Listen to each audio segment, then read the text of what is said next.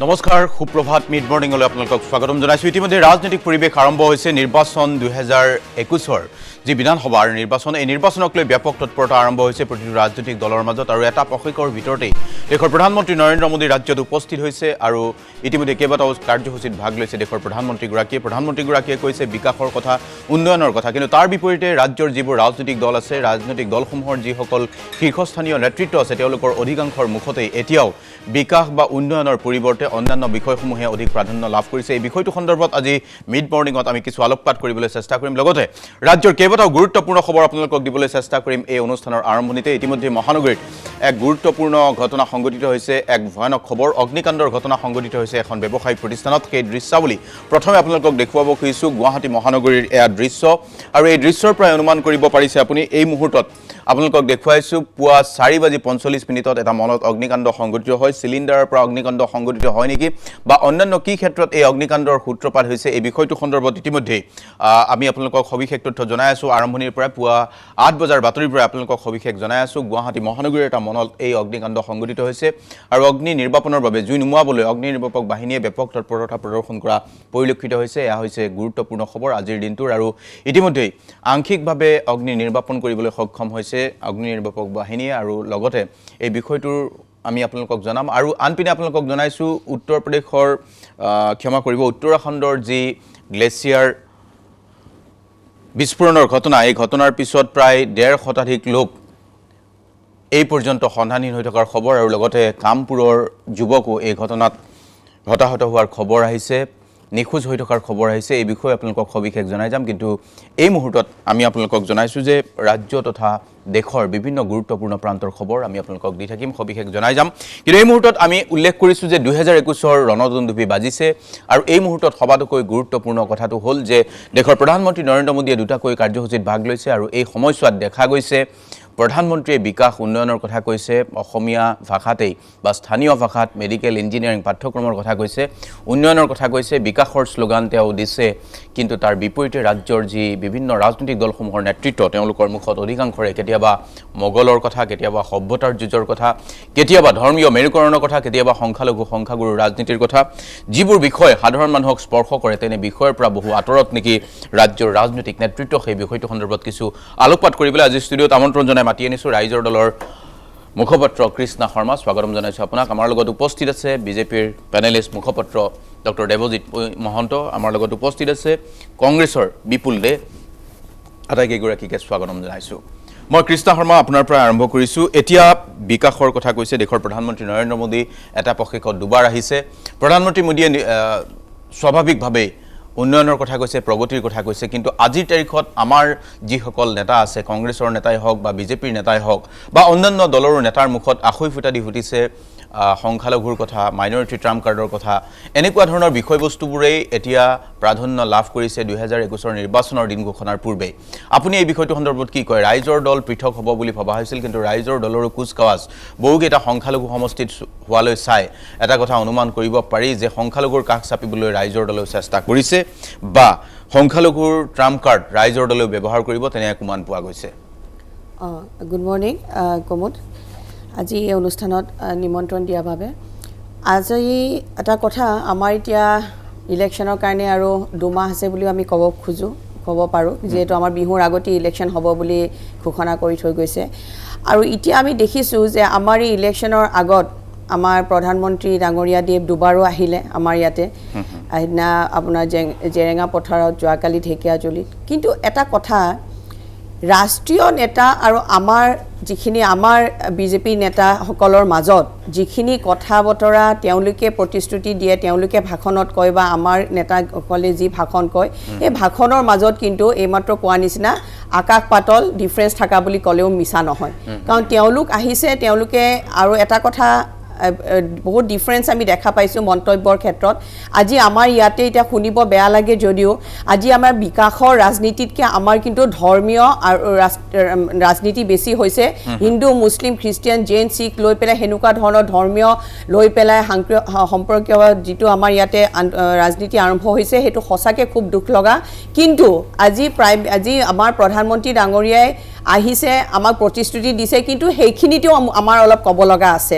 কাৰণ আজি এই 2016 পৰাই কিন্তু যিখিনি তেওঁলোকৰ ভিছন ডকুমেণ্ট এখন দিছিলে ভিছন ডকুমেণ্টত তেখেতে বহুতখিনি তেওঁলোকে প্ৰতিশ্ৰুতি দিছিলে তেওঁলোকে আমাক ফাৰ্ষ্ট কথাই কৈছিলে যে আমাৰ অসম চুক্তিখন তেখেতে আখৰে আখৰে পালন কৰিব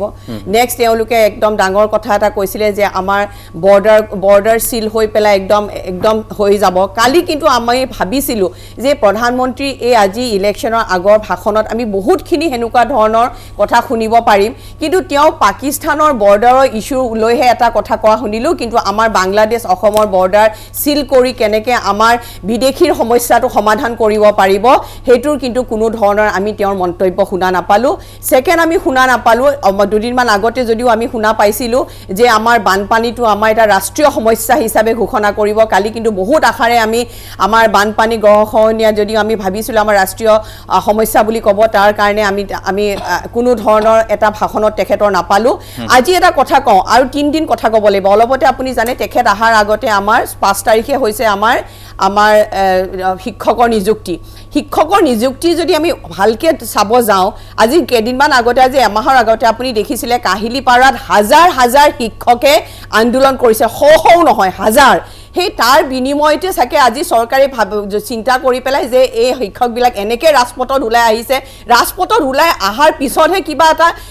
সমাধান পায় নেকি আমাৰ ইয়াৰে অসমৰ মানুহখিনিয়ে কিয় শিক্ষক এজনে আজি কলেজ এই আন্দোলন কৰা শিক্ষকখিনি আৰু নিযুক্তি পোৱা শিক্ষকখিনিৰ তেওঁলোকৰ দুটা মতপাৰ্থক্য আছে ভিতৰ কথা এটা নাজানে এই যে 30,000 দিছে তাৰে আপুনি যদি ভালকে ষ্টাডি কৰে আজি এলপি স্কুলৰ কোনবাই যদি আজি টেট পৰীক্ষা পাছ কৰিছে এমই স্কুললৈ গৈছে এমই স্কুলৰ কোনবাই পাছ কৰিছে হি হাই স্কুললৈ গৈছে প্ৰধানমন্ত্ৰীৰ ভাষণে আপোনাক নিৰুৎসাহিত কৰিছে বা আপুনি নিৰাশ হৈছে বুলি আমি অনুমান কৰিছোঁ মই ডক্টৰ দেৱজিৎ মহন্ত প্ৰধানমন্ত্ৰীৰ ভাষণে নিৰুৎসাহিত কৰা বুলি এটা মন্তব্য কৰিছে তেখেতে যিখিনি কথা ক'ব লাগিছিল বৰ্ডাৰ সীমা সমস্যা বা অন্যান্য বিষয়ত যি ধৰণৰ প্ৰতিশ্ৰুতি আছিল অসম চুক্তিৰ ক্ষেত্ৰতো আপত্তি কৰিছে প্ৰধানমন্ত্ৰীগৰাকীয়ে এইসমূহ বিষয় গুৰুত্ব দিয়া উচিত আছিল নেকি মহাভাৰতত এষাৰ কথা আছে বিবেক খাতিৰ বিপ্লৱ হানোপায়া অৰ্থাৎ নিৰন্তৰ উত্তৰণৰ প্ৰচেষ্টাই প্ৰাপ্তিৰ নিশ্চয়তা দিয়ে আপুনি যদি চাই স্বাধীনতাৰ পিছত যোৱা 69 বছৰত যিখিনি উন্নয়ন হোৱা নাছিল এতিয়া এই যোৱা 5 বছৰত যি উন্নয়ন হৈছে আমি তাতে সন্তুষ্ট হোৱা নাই আমাৰ আকৌ নিৰন্তৰ প্ৰচেষ্টা আছে আকৌ উন্নয়নৰ ক্ষেত্ৰত যাতে আগবাঢ়ি যায় এতিয়া মই আহিছোঁ আপুনি যেটো মোক প্ৰশ্ন কৰিছিলে প্ৰধানমন্ত্ৰী ডাঙৰীয়াৰ আগমনক লৈ 2014 চনত প্ৰধানমন্ত্ৰী ডাঙৰীয়াই লোকসভাৰ যেতিয়া প্ৰথমটো কাৰ্যকালৰ পিছত যদি চাই অসমলৈ এতিয়ালৈকে 35 বাৰ আহিছে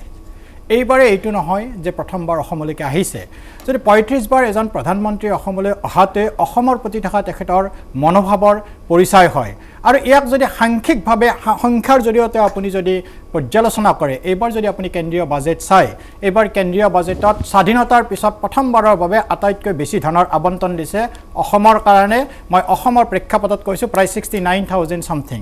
তাৰপৰো যি আমি যে কওঁ যে ইয়াত তেখেতে দুটা কথা উল্লেখ কৰিছিলে বৰ্ডাৰ চুক্তি মই এই ক্ষেত্ৰত কওঁ যে আমাৰ যেটো অসম চুক্তিৰ আধাৰত বৰ্ডাৰ মানে সীমান্ত সিল কৰাৰ কথা কৈছিলে এতিয়ালৈকে আমাৰ বাংলাদেশৰ সীমান্ত সম্পূৰ্ণৰূপে সিল কৰা হৈছে তাৰপৰেও বৰ্ডাৰ যেটো ধুবুৰী আছে এই ধুবুৰী যেটো পানীৰ তলেৰে যোৱাৰ কাৰণে ইজৰাইলি টেকনলজি 56 কোটি টকাৰে তাত পানীৰ তলেটো যাতে কোনো প্ৰৱেশ কৰিব নোৱাৰে তাৰ কাৰণে ব্যৱস্থা কৰা হৈছে আনহাতে যদি আমি এটা প্ৰধানমন্ত্ৰী আহাৰ লগতে যদি আমি ৰাজ্যখনৰ উন্নয়নৰ কথা কওঁ তাত দুটা ধৰণে আহে এটাটো সামাজিক সুৰক্ষা দিব লাগিব আমি সামাজিক সুৰক্ষা আমি কেনেকৈ দিছো বিভিন্ন আঁচনিৰ জৰিয়তে সেইটো হয়তো আপুনি শহীদ কুশল কোৱাৰ বৃদ্ধ আঁচনি ক'ব পাৰে ইন্দিৰা মেৰী আপোনাৰ বিধৱা পেঞ্চন ক'ব পাৰে দীনদয়াল দিব্যাংগ আঁচনি ক'ব পাৰে ঠিক তেনেদৰে যদি আপুনি আন্তঃগাঁথনি চাই এইখন অসমত সিদিনালৈকে 69 বছৰত মাত্ৰ 5খন মেডিকেল কলেজ আছিল আজি 15খন মেডিকেল কলেজ আছে 6খন নতুনকৈ বিশ্ববিদ্যালয় স্থাপন কৰা হৈছে 9খনকৈ ল কলেজৰ কাম চলি আছে 19,000 কিলোমিটাৰ আন্তঃগাঁথনি ৰাস্তা নিৰ্মাণ কৰা হৈছে এখন ৰাজ্যৰ বা এখন দেশৰ প্ৰগতিৰ প্ৰথমটো পৰিচয়কে হয় আন্তঃগাঁথনি অৰ্থাৎ ৰাস্তা ঘাট 9খন দলং বনোৱা হৈছে নাই মহন্ত এই কথাখিনি তেখেতে আপত্তি কৰা নাই বা এই কথাখিনি ৰাস্তা ঘাটৰ ক্ষেত্ৰত যিখিনি ব্যৱস্থা লৈছে সেইটো কৰিছে কিন্তু যেটো প্ৰশ্ন হল যে অসম চুক্তি আখৰে আখৰে পালন কৰাৰ কথা কৈছিল সেইটো হোৱা নাই জনজাতি উপজাতিকৰণৰ প্ৰস্তাৱ আছিল 6 জনজাতিৰ সেই ধৰণৰ কাম হোৱা নাই তেনেকুৱা ধৰণৰ অভিযোগ কিছু বিৰোধীৰ নথকা নহয় আৰু সেইটো আপুনিও নিশ্চয় স্বীকাৰ কৰিব নোৱাৰে চৰকাৰখনে সেইখিনি কাম এতিয়ালৈকে কৰিব পৰা নাই মই আমাৰ লগত বিপুল দে আছে চুক্তিৰ প্ৰসংগত আপোনাৰ পিছৰ পৰ্যায়ত সময় দিম আহিম ঠিক আছে কি হৈছে ঠিক আছে বিপুল দে এতিয়া চৰকাৰখনে কিছু কাম কৰিছে বা চৰকাৰখনে কিছু কাম কৰাৰ দাবী উত্থাপন কৰিছে আপোনালোকৰ দৃষ্টিত এই বিজেপি চৰকাৰৰ আমলত যিখিনি কাম হ'ব লাগিছিল সেইখিনি কামৰ কথা হয়তো আপুনিও ক'ব যিদৰে কৃষ্ণা শৰ্মাই কৈছে অসম চুক্তি বা কিন্তু আমি এটা গুৰুত্বপূৰ্ণ কথা দেখিবলৈ পাইছোঁ যে ৰাজ্যত এতিয়া বিকাশ বা উন্নয়নৰ পৰিৱৰ্তে নেতাসকলৰ মুখত বেলেগ বেলেগ কথাবোৰ বেছিকৈ আখৈ ফুটা দি ফুটিছে সেই বিষয়টো লৈহে আমি আলোচনাটো আৰম্ভ কৰিছিলোঁ প্ৰধানমন্ত্ৰীয়ে কোৱা নাই নিশ্চিতভাৱে প্ৰধানমন্ত্ৰী চৰকাৰী কাৰ্যসূচীলৈ আহিছে বা বিজেপিৰ জ্যেষ্ঠ ৰাষ্ট্ৰীয় নেতৃত্বই কোৱা নাই কিন্তু ৰাজ্যৰ যিসকল নেতা আছে আপোনালোকৰ কংগ্ৰেছৰো বহু নেতাই বা ৰাইজৰ দলৰো নেতাক দেখিবলৈ পাইছোঁ তেনেকুৱা ধৰণৰ বক্তব্য ৰখা যিবোৰ বক্তব্য আচলতে ধৰ্মীয় দিশত বা সংখ্যালঘুৰ দিশত বা মাইনৰিটি টাৰ্ম কাৰ্ডৰ দিশতহে ইংগিত কৰে আপোনালোককো বিভিন্ন সময়ত সেই ধৰণৰ অভিযোগ কংগ্ৰেছৰ বিৰুদ্ধে আছে কি কয় নন্দবৰ ধন্যবাদ ডাঙৰীয়া প্ৰথমতে আপোনাক মই কওঁ যে যোৱাকালি আমাৰ মাননীয় প্ৰধানমন্ত্ৰী ডাঙৰীয়া অসমলৈ যেতিয়া আহিলে অহাটো আমি স্বাগতম জনাওঁ যে তেওঁ পাৰিলে তেওঁ সপ্তাহত এবাৰকৈ আহক 2016 চনত প্ৰতিশ্ৰুতিবিলাক তেওঁ মনত কৰি পেলাই আহিব লাগে অসমলৈ যেতিয়া আহে কাৰণ তেওঁ যেতিয়া 2014 চনত যেতিয়া প্ৰধানমন্ত্ৰী হৈছিলে প্ৰথমতে আপোনাৰ যোৰহাট আৰু বৰপেটাৰ ফখৰুদ্দিন আলী আহমদ যেটো আপোনাৰ হস্পিটেলটো বনোৱাৰ কথা আছিলে সেই হস্পিটেলটো বনাও তেওঁ ৰদ কৰি দিলে ডি ৰিকগনাইজেশ্যন কৰাই দিলে তেওঁ নকৰিলে এতিয়া অসমত মেডিকেল কলেজ হ'ব অসমীয়া মিডিয়ামত ইঞ্জিনিয়াৰিং কলেজ হ'ব অসমীয়া মিডিয়ামত আমি ভাল পাইছোঁ আদৰণি জনাইছোঁ কিন্তু যেতিয়া অসমীয়া মিডিয়ামত কলেজবিলাক হ'ব তেতিয়া এটা ট্ৰামোলজি আৰু এটা সায়েন্সৰ কিছুমান কথা আছে ট্ৰামোলজি আৰু কন্টেন্ট প্ৰিপেয়াৰ কৰিব লাগিব সেই প্ৰিপেয়াৰটো তেওঁ গুজৰাটত কৰিছিলে জানো নাকি ইয়াতে টেষ্ট কৰিব আহিছে অসমৰ ৰাইজক আবেগক লৈ পেলাই খেলিবলৈ বিচাৰিছে তেওঁ অসমত যেতিয়া আহে তেতিয়া অসমীয়া ৰাইজৰ আবেগক লৈ পেলাই খেলিব বিচাৰিছে তেওঁ 2016 চনত প্ৰতিশ্ৰুতি দিছিলে 16 মেৰ পিছত এজনৰ বাংলাদেশী ইয়াত থাকিবলৈ দিয়া নহ'ব ইয়াৰ পৰা টালি টোপোলা বান্ধি পেলাই অসম এৰি থৈ যাব লাগিব তাৰ বিনিময়ত তেওঁ কি কৰিলে কা জাপি দিবলৈ বিচাৰিছে কা যদি আমাৰ পৰ্ণয়ন হৈ যায় ৰুলছ এণ্ড ফ্ৰেম যদি হৈ যোৱাৰ পিছত ফলত আমাৰ কি হ'ব সেই যে অসমীয়া মিডিয়ামৰ যে কলেজবিলাক আৰু মেডিকেল কলেজবিলাক খুলিবলৈ বিচাৰিছে তাৰ কিবা যুক্তি থাকিব জানো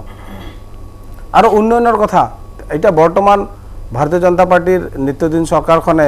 আমাৰ স্বাস্থ্যমন্ত্ৰী ডাঙৰীয়া আৰু কেইজনমান মন্ত্ৰী আছে মই মুখ্যমন্ত্ৰী ডাঙৰীয়াক নকওঁ কাৰণ তেওঁ বিৰাট ভদ্ৰলোক তেওঁৰ ভাষণত মানুহ অন্ততঃ শুনে তেওঁৰ ভাষণটো শুনে তেওঁৰ কথাবিলাক শুনে স্বাস্থ্যমন্ত্ৰী ডাঙৰীয়াৰ যিবিলাক কথা তুচ্ছ তাচ্ছল্যভাৱে তেওঁ যেনে ধৰণৰ আপোনাৰ ব্যৱহাৰ তেওঁৰ কথা সেই কথাত আমি বিৰোধ কৰোঁ কাৰণ আজি তেওঁ মোগলৰ কথা কৈছে মোগল এতিয়া আক্ৰমণ কৰিব 2016 চনৰ শৰাইঘাট বুলি কৈছিলে মোগল আক্ৰমণ কৰিব এইফালে আকৌ মোগলক গৈ পেলাই তেওঁলোকে বাৰ্মাত গৈ পেলাই শ্ৰদ্ধাঞ্জলি জনায় এইফালে আকৌ ডিফু মেডিকেল কলেজত গৈ পেলাই আপোনাৰ বিৰিয়ানী খাইছে বিৰিয়ানী খাদ্যটো কাৰ হয় মোগলসকলৰ হয় নে নহয় স্বাস্থ্যমন্ত্ৰী ডাঙৰীয়া জানিব লাগিছিলে তোমালোকে যদি একেবাৰে পৰিত্ৰাণ কৰিব বিচাৰা নালাগে বুলি ভাবা তেনেহ'লে তেওঁলোকৰ খাদ্য আৰু সাজপাৰ কেলে লৈছা মোগলে পিনা পায়জামা যেটো আপোনাৰ কাবুলি ড্ৰেছ সেই কাবুলি ড্ৰেছ আমি পৰিধান কৰা দেখা পাইছোঁ কেতিয়াবা স্বাস্থ্যমন্ত্ৰী ডাঙৰীয়াক তো 2016 চনত যেকেইটা প্ৰতিশ্ৰুতি তেওঁলোকে দিছিলে তাতে প্ৰতিশ্ৰুতি পালন নাই কৰা তাৰ ভিতৰত হ'ল আপোনাৰ মোদী ডাঙৰীয়া যেতিয়া আপোনাৰ শাসনত আহিছিলে শাসনত অহাৰ লগে লগে তেওঁ কি কৰিলে 90-10 যেটো আমাৰ 90-10 আমাৰ যেটো বিশেষ ৰাজ্যৰ মৰ্যাদা আছিলে তেওঁ কাটি দিয়াৰ লগে লগে কি হ'ল আমাৰ 7,000 পৰা 9,000 কৰোৰ ৰুপিজ আমাৰ লছ হ'ল প্ৰতি বছৰে সেইবিলাকৰ তেওঁ উত্তৰ দিব লাগিছিলে আজি নেশ্যনেল হাইৱেৰ ওচৰতে আপোনাৰ এই নিতেন গাডকাৰী ডাঙৰীয়া যেতিয়া অহাৰ পিছত তেওঁ কৈছিলে যে আমি ব্ৰহ্মপুত্ৰ খনন কৰি পেলাই তেওঁ কৈছিলে আপোনাৰ ব্ৰহ্মপুত্ৰ খনন কৰি পেলাই আপোনাৰ এক্সপ্ৰেছ হাইৱে বনাম তাৰ কিবা কাম হৈছে জানো নাই হোৱা একো কাম হোৱা নাই টুইন টাৱাৰ বনাম বুলি কৈছিলে অসমত গুৱাহাটী মহানগৰত বিদেশৰ পৰা ঠিক আছে আপুনি কেইবাটাও গুৰুত্বপূৰ্ণ বিষয় উল্লেখ কৰিছে মই আপোনাৰ কথাখিনি আপত্তি নকৰোঁ কিন্তু যিটো কথা কৈছে দেশৰ প্ৰধানমন্ত্ৰীগৰাকীয়ে যে মাতৃভাষাত মেডিকেল বা ইঞ্জিনিয়াৰিং শিক্ষা সেই বিষয়টো সন্দৰ্ভত আপত্তি কৰিবলগীয়া মোৰ হিচাপত আপত্তি নকৰোঁ আমি আদৰণি জনাইছোঁ অসম প্ৰদেশ কংগ্ৰেছ কমিটি আদৰণি জনাইছোঁ নহয় অসম চুক্তিখনৰ কাৰণে এখন কমিটি বনাইছিল নাই কমিটি বনাই পেলাই আমাৰ বিপ্লৱ শৰ্মা ৰিটায়াৰ্ড জাষ্টিছ বিপ্লৱ শৰ্মা ডাঙৰীয়াদেৱৰ নেতৃত্বত আৰু বহুত সিনিয়ৰ এডভকেটৰ আণ্ডাৰত এখন কমিটি বনালে কমিটিখনে ধুনীয়াকৈ ৰেডি কৰিলে অমিত শ্বাহে কৈছিলে যে তাৰে আখৰে আখৰে এটা দাড়ি কমা নোহোৱাকৈ সেইখন পালন কৰিম কিন্তু সেইখন যেতিয়া ৰেডি হৈ পেলাই দিব গ'ল সেইখিনিতো খুবেই আমি ইনচাল্ট পাইছোঁ অসমীয়া জাতিয়ে যে সেইখন আমি তাতে দিব নোৱাৰি ঘূৰি আহি পেলাই আকৌ যেতিয়া আজিও পৰি আছে কিন্তু তাতে কি এটা পইণ্ট আছিলে এইখন অসমীয়াটো লৈ পেলাই মই কৈছোঁ তাতে এটা আছিলে যে আমাৰ সকলো চাকৰি গভৰ্ণমেণ্টৰ চাকৰিত 100% আমাৰ অসমীয়া মানুহৰ থাকিব লাগিব বহুত কিটা ক্ষেত্ৰত বা 90% অসমীয়া মানুহে চাকৰি পাব লাগিব সেইটো লৈ পেলাই আমাক এতিয়া অসমীয়াত মেডিকেল স্কুল খুলি অসমীয়াত চিকিৎসা দিয়াতকৈ দেখিছে যে আমাৰ আজি ৰেলৱে আজি আমাৰ ৰেলৱে কওক আজি আমাৰ বেংক কওক আজি বহুত ক্ষেত্ৰত আমি দেখিছোঁ যে নিযুক্তি অকল অনা অসমীয়াৰ নিযুক্তিৰে ভৰ্তি হৈ যোৱাৰ পিছত আজি ইলেকশ্যনৰ আগত এই কলেজখন অসমীয়া মিডিয়ামৰ এখন মেডিকেল কলেজ খুলিম বুলি টুপ দিব আহিছে এইটো সেই টুপটো আমি বুজি পাব লাগিব আমি এইখিনি মানুহে বুজি পাব লাগিব সেই আবেগিক কৰিবৰ কাৰণে তেখেতে এনেকুৱা কেইটামান বস্তু লৈ পেলাই আহে ইলেকশ্যনৰ আগত যিখিনি মানুহে সৰ্বসাধাৰণ মানুহে কাৰণ সকলোৱে জানে যে ইলিটাৰেচি এটা আমাৰ বহুত আমাৰ প্ৰব্লেম আমাৰ কৃষ্ণ শৰ্মা আপুনি টুপ বুলি কৈছে প্ৰধানমন্ত্ৰীয়ে টুপ দিয়া বুলি কৈছে উত্তৰটো দেৱজিৎ শৰ্মাৰ পৰা ল'ম আমি সৰু এটা বাণিজ্যিক বিৰতি লৈছোঁ বিৰতিৰ পিছত আলোচনা অব্যাহত ৰাখিম আৰু বিৰতিৰ পিছত এই আলোচনাত সংযুক্ত হ'ব জনগোষ্ঠীয় নেতা অৰুণজ্যোতি মৰাণকো আমি প্ৰশ্ন কৰিম কিন্তু এই মুহূৰ্তত লৈছোঁ সৰু এটা বাণিজ্যিক বিৰতি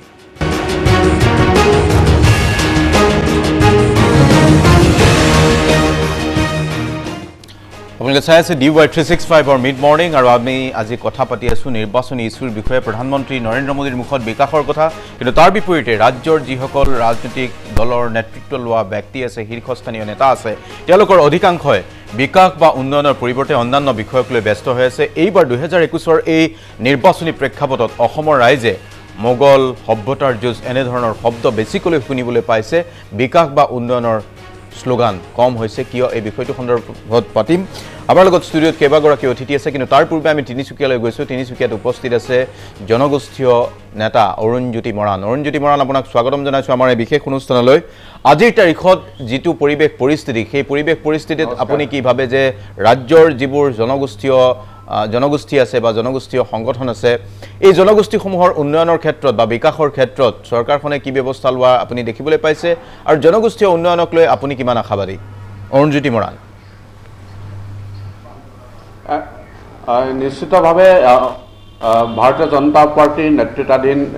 সেয়া কেন্দ্ৰীয় চৰকাৰে হওক বা অসমৰ ৰাজ্য চৰকাৰে হওক বিভিন্ন জনগোষ্ঠীৰ উন্নয়নৰ সম্পৰ্কত যিখিনি কাৰ্যসূচী ইতিমধ্যে ঘোষণা কৰিছিল সেই ক্ষেত্ৰত ৰূপায়ণৰ যি ব্যৱস্থা হৈছে এই কথাখিনি নিশ্চিতভাৱে যথেষ্ট আমি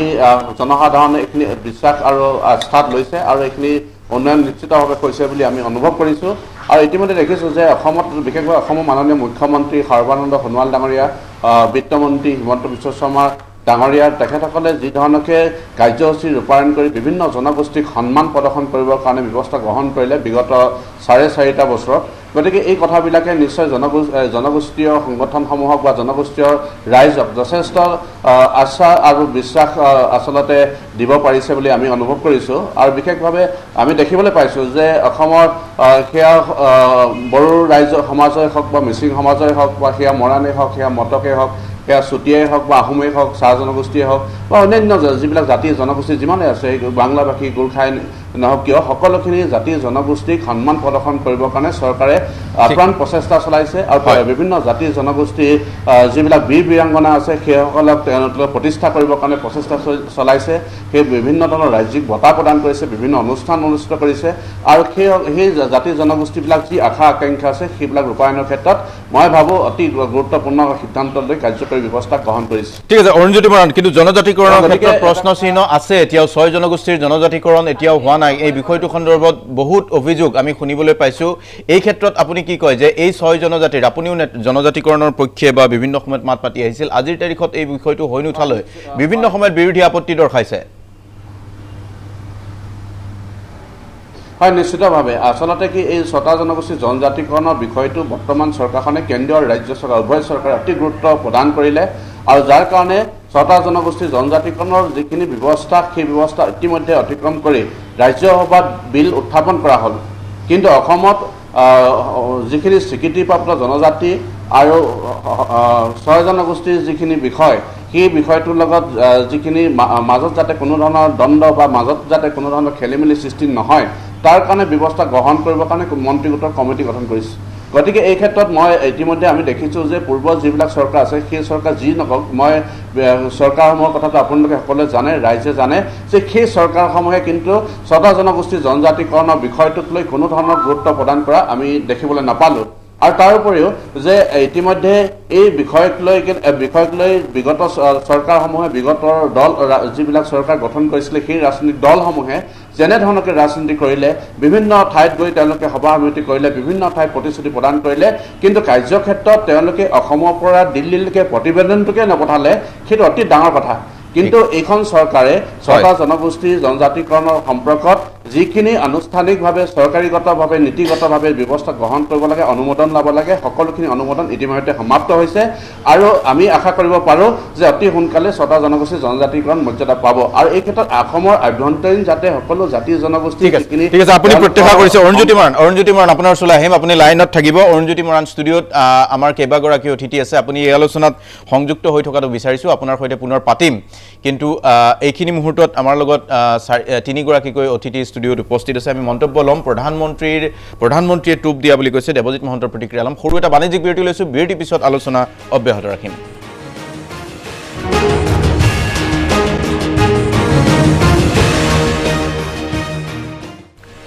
আপোনালোকে চাই আছে মিড মৰ্ণিং আৰু কথা পাতি আছোঁ নিৰ্বাচনী ইছ্যুৰ বিষয়ে ষ্টুডিঅ'ত তিনিগৰাকী অতিথি কৃষ্ণা শৰ্মা দেৱজিৎ মহন্ত আৰু বিপুল কুমাৰ দে আটাইকে স্বাগতম জনাইছোঁ আৰু তিনিচুকীয়াত পৰা আমাৰ এই আলোচনাত সংযুক্ত হৈ আছে অৰুণজ্যোতি মৰাণ তেখেত এগৰাকী জনগোষ্ঠীয় নেতা মই দেৱজিৎ মহন্ত এটা উত্তৰ আপুনি দিয়ক যে প্ৰধানমন্ত্ৰীয়ে টোপ দিয়া বুলি কৈছে আগতেও টোপ দিছিল ৰাইজৰ দলৰ ফালৰ পৰা কৃষ্ণা শৰ্মাই সেই অভিযোগ আনিছে এতিয়া স্থানীয় ভাষাত বা অসমীয়া ভাষাত মেডিকেল ইঞ্জিনিয়াৰিঙৰ শিক্ষাৰ কথা কৈ প্ৰধানমন্ত্ৰীয়ে আকৌ এবাৰ টোপ দিছে সেই বিষয়টো আপোনাৰ পৰা আপুনি যদি গোটেই তেখেতৰ যিটো ভাষণ দিছিল সেই ভাষণত তেখেতে কৈছিল যে অসম বুলি নহয় ভাৰতৰ সকলো ৰাজ্যতে মাতৃভাষাত কলেজ বা মেডিকেল কলেজ হ'ব লাগে বুলি তেখেতে কৈছে গতিকে অসম বুলি হয়তো ইয়াত অসমীয়াত হ'ব গতিকে যি ৰাজ্য আছে সেই ৰাজ্যত সেই ভাষাত হোৱাটো উচিত বুলিও মই ভাবোঁ এইকাৰণে আপুনি যদি চাই আব্দুল কালামে কৈছিলে the best brain of the nation you can find out the last benches of the classroom আপুনি last benchতো best brainটো পাব পাৰে গাঁৱৰ এজন মানুহৰ কাৰণে বা এজন ল'ৰাৰ ক্ষেত্ৰত যদি আমি ভাবোঁ তেওঁ মাতৃভাষাত য'ত মই নিজে মাতৃভাষাত পঢ়ি আহিছোঁ গতিকে মাতৃভাষাত কিমান কমফৰ্টেবল হয় সেইটো সেইজন ল'ৰা বা ছোৱালীহে গম পাব তাৰ মানে এইটো নহয় ফিজিক্সটোক আপুনি পদাৰ্থ বিজ্ঞান বুলি মাতৃভাষাত লিখাটোৰ কথা কোৱা নাই মাতৃভাষাৰ কথাটো হৈছে চেণ্টেন্সটোৰ ফৰ্মেশ্যন তাত হয়তো কিছুমান শব্দ আপুনি অসমীয়াত লিখাটোই নুবুজায় গতিকে যিটো ভাষা আজি এতিয়া চাওক একদম যদি আমি সৰুকৈ উদাহৰণ দিওঁ এজন যেতিয়া আমাৰ এটা সন্তান গৰ্ভত স্থিত হয় তেতিয়া 9 মাহ থাকে সেই 9 মাহৰ সময়খিনিত যদি আপুনি চাই ঘৰৰ চাৰাউণ্ডিঙত যি শব্দ আমি ব্যৱহাৰ কৰোঁ তাৰপিছত তেওঁ ভূমিষ্ঠ হোৱাৰ পিছত সেই শব্দবিলাক লাহে লাহে ক'বলৈ ধৰে আৰু এই ক'বলৈ ধৰা শব্দটো আমি যদি 2 বছৰ বা 3 বছৰলৈকে চাই এই শব্দবিলাকতো কোনো শিকাই দিয়া নাই কিন্তু যদি সেই একেজন শিশুকে আপুনি স্কুললৈকে যেতিয়া পঠাব তেতিয়া তেওঁক যেতিয়া ইংৰাজীত পঢ়ুৱাব তেতিয়া প্ৰতিটো শব্দ তেওঁক শিকাব লাগিব প্ৰথম দ্বিতীয়তে তেওঁক গ্ৰামাৰ শিকাব লাগিব কিন্তু যদি আমি চাওঁ এই যে মাতৃভাষাত যিজনে শিকে তেওঁকতো সেই শিশুজনকতো কেতিয়াও গ্ৰামাৰৰ প্ৰয়োজন নহয় কোনোবা এজন শিশুক যদি কলৈ যোৱা মই অমুকত যাম প্ৰশ্নটো সেইটো ডক্টৰ মহন্ত প্ৰশ্নটো সেইটো যে প্ৰধানমন্ত্ৰীয়ে টোপ দিছে মানে অসমীয়া ভাষাৰ চিন্তা কৰিছে অসমীয়া ভাষা একেবাৰে ৰক্ষা কৰিবৰ কাৰণে মেডিকেল কলেজ খুলিব খুজিছে কিয় আনিছে আনি পেলাই আমাৰ যে ভাষাৰ যি অস্তিত্বৰ কাৰণে আজি এটা বিপদজনক স্থিতি আনিবৰ কাৰণে যে চেষ্টা কৰিছে ইমানে আন্দোলন হৈছে ইমানে আজি স্পষ্টস্ফুটভাৱে অকল সংগঠনে নহয় কলেজৰ ল'ৰা ছোৱালী স্কুলৰ ল'ৰা ছোৱালী আহি পেলাই যেতিয়া অপ'জ কৰিছিলে যে আমাক নানিব আমাৰ আইডেণ্টিটিৰ কাৰণে প্ৰব্লেম হৈছে যেতিয়া আমাৰ পাৰ্লিয়ামেণ্টৰ কেছটো কৰিছিলোঁ আমি কৃষক মুক্তি সংগ্ৰাম সমিতি মই আছিলোঁ I talk with the police commissioner of the Delhi যেতিয়া আমাৰ সেই পাৰ্লিয়ামেণ্টৰ কেছটোৰ ক্ষেত্ৰত যেতিয়া মোৰ পুলিচ অফিচাৰ্ছবিলাকে মোক বহি পেলাই কি কৈছে আপোনালোকে জানেনে আজি কৈছিলে you are right though you have taken the risk of your life in front of the parliament by doing this thing but you have to fight for your identity যদি চব ষ্টেটৰ মানুহে যদি নিজৰ ভাষাটো ৰক্ষা কৰিবৰ কাৰণে আইডেন্টিটি কাৰণে চেষ্টা কৰে আপোনালোকে কৰিব আপোনালোকৰ বাংলাদেশ ইস্যুটো এটা বিৰাট ডাঙৰ issue we also know about this issue কিয় তেওঁলোকৰ নিচিনা মানুহে যেতিয়া বুজাই দিওঁ তেওঁলোকে সাপোৰ্ট কৰিছে কিন্তু আমাৰ অমিত শাহৰ নিচিনা এজন আমাৰ হোম মিনিষ্টাৰে আজি সেই বস্তুটো বুজি নাপায় এডামেন্ট সেই এডামেন্ট আৰু ডিক্টেটৰশিপটো কিয় তেওঁলোকে আমাৰ অকল আমাৰ জাতিটোৰ ওপৰতে এনেকে পেলাই দিছে আমি নাজানো এখন কলেজ অসমীয়া ভাষাত এখন কলেজ খুলিলে নহব আৰু এইমাত্ৰ এটা ইস্যু মই ডাঙৰ কওঁ আপোনালোকে এইমাত্ৰ যিহেতু মই এইটো কৈ লওঁ বৰ্ডাৰ ইস্যুটো যাম এইমাত্ৰ যিহেতু উঠিছিলে বৰ্ডাৰটো সিল কথা একো নোলালে কালি প্ৰধানমন্ত্ৰীয়ে আজি এখন আৰটিআই মাৰা হৈছিলে আমাৰ সতীৰ্থই মাৰিছিলে আৰটিআই এখন মাৰিছিলে বৰ্ডাৰ প্ৰটেকশ্যন এণ্ড ডেভেলপমেণ্ট ডিপাৰ্টমেণ্টত তেওঁলোকে আৰটিআই ৰিজাল্ট দিছিলে দি পেলাই কৈছিলে যে total length of the total Bangladesh border is 263 আৰু কনষ্ট্ৰাকশ্যন হোৱা নাই কিমান বুলি কৈছে remaining construction is 4.35 kilometre remains সেই ৰিমেইন কিলোমিটাৰখিনি ক'ত আছে বুলি কৈছে কৰিমগঞ্জ ডিষ্ট্ৰিক্ট আৰু ৰিজনটো সোধক কিয় কৰিব পৰা নাই আৰু কেতিয়াৰ পৰা কৰা নাই শুনক the construction of the 4.35 kilometre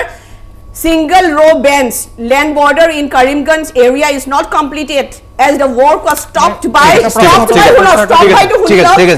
the border বুজি পাইছো border সম্পূৰ্ণৰূপে সিল হোৱা নাই border সম্পূৰ্ণৰূপে সিল হোৱা নাই সেই কথাটো 30 April 2017 এনাইটো এটো ইস্যুটো ডাঙৰ 2017 ৰ পৰাই বন্ধ হৈ আছে কাৰণ কোনে অপোজ কৰিছে বৰ্ডাৰ গাৰ্ড বাংলাদেশে কৰিছে গতিকে হেনুকুৱা ধৰণৰ ইস্যুজ বিলাকত আৰু তাৰ কাৰণে কিন্তু অলৰেডি স্যাংচন হৈ গৈছে rupees 4.77 কোৰ্স এটো মোৰ তথ্য নহয় আৰটিআই তথ্য ঠিক আছে কৃষ্ণ শৰ্মা এক মিনিট বৰ্ডাৰৰ কথাটো তেখেতেও কৈছে যে ধুবুৰীত যিটো আছে পানীৰ হেতু 56 ক্ৰোৰ লোৱা হৈছে এই কথাটো তেখেতেও কৈছে ইস্যুটো হ'ল মই প্ৰশ্নটোৰ উত্তৰ তেখেতৰ পৰা বিচাৰিছো যে বৰ্ডাৰ বিষয়টো বৰ্ডাৰৰ সমস্যাটো সমাধান কৰাটো চৰকাৰখনৰ দায়িত্ব প্ৰধানমন্ত্ৰীয়ে কোৱা নাই কিন্তু আপুনি যেটো কথা কৈছে যে প্ৰধানমন্ত্ৰীয়ে টুপ দিছে নেকি সেই প্ৰশ্নটোৰ উত্তৰ আমি দেৱজিৎ মহন্তৰ পৰা বিচাৰিছো প্ৰথম কথা মই তেখেতে যেহেতু প্ৰশ্নটো কৰিছে কিছু আবেগিক হোৱা যেন লাগিছে এনিৱে তেখেতৰ প্ৰশ্নটোৰ মই উত্তৰটো দি লওঁ যে তেখেতে কৈছে যে এজ পাৰ আপুনি যদি চাই অসমৰ মাটিকালিৰ পৰিসীমা হৈছে 78000 স্কয়াৰ বৰ্গ কিলোমিটাৰ তাৰে ভিতৰত যদি আপুনি চাই আমাৰ কিমান কিলোমিটাৰ আমাৰ সীমান্তৰ লগত লাগি আছে আমাৰ জেনেৰেলি যদি চাই আমাৰ ভুটান আৰু বাংলাদেশ আৰু অলপ আমাৰ কিছু পৰিমাণে লাগি আছে নেপালৰ লগত কিন্তু মেইনলি আপোনাৰ লাগি আছে এই যে 505 কিলোমিটাৰহে আমাৰ সীমান্তৰ লগত লাগি আছে এখেতে যেটো আৰটিআই তথ্য মতে দিছে যে 435 কিলোমিটাৰ হোৱা নাই না 4.35 কিলোমিটাৰ ইন কৰিমগঞ্জ হেতু কৈছে এটা দ্বিতীয়টো কথা তেখেতে আৰু এটা কথা কৈছিলে যে আমি টুপৰ যেটো কথা কৈছে চাওক এজন প্ৰধানমন্ত্ৰী যেতিয়া যিকোনো এখন ৰাজ্যলৈকে আহে তেতিয়া আমি এইটো আমাৰ যে মেডিকেল কলেজ গিখন হৈছে হেতুটো টুপ হ'ব নোৱাৰে আমিতো নিজে দেখিছো এতিয়া চাওক সেই দিনলৈকে যেতিয়া মেডিকেল কলেজ আমাৰ ছাত্ৰ ছাত্ৰী আছে কিন্তু তাতে আমাৰ 500 ষ্টুডেন্ট আছে তাৰ পিছত এতিয়া গোটেইখিনি হ'ব যেতিয়া হোৱাৰ পিছত আমাৰ 1600 ছাত্ৰ ছাত্ৰী তাত পঢ়িব পাৰিব 1600 মানে যদি আপুনি এজন ছাত্ৰ ছাত্ৰীৰ এগেইনষ্টে 10 লাখো ধৰে তাৰমানে আমাৰ 900 এক্সট্ৰা আমাৰ ষ্টুডেন্টে পঢ়িব পাৰিব 900 মানে 90 কোটি এটা এইমছখন যে হৈছে আমি যেতিয়া নিয়োগৰ কথাও কওঁ এইমছখন হোৱাৰ লগে লগে অকল এইমছখনত কিমান চাকৰি পাব সেইটোই নহয় এইমছখনৰ আশে-পাশে সাৰাউণ্ডিঙত যেটো এনভায়ৰনমেন্ট ক্ৰিয়েট হয় মানুহৰ কৰ্মজীৱী এটা যেটো মানুহৰ মনত জাগে সেইটো কিন্তু কৰ্মসংস্থান বুলিয়ে কয় এইটো এটা প্ৰগতিৰ মাপধাৰা গতিকে এনেকুৱা নহয়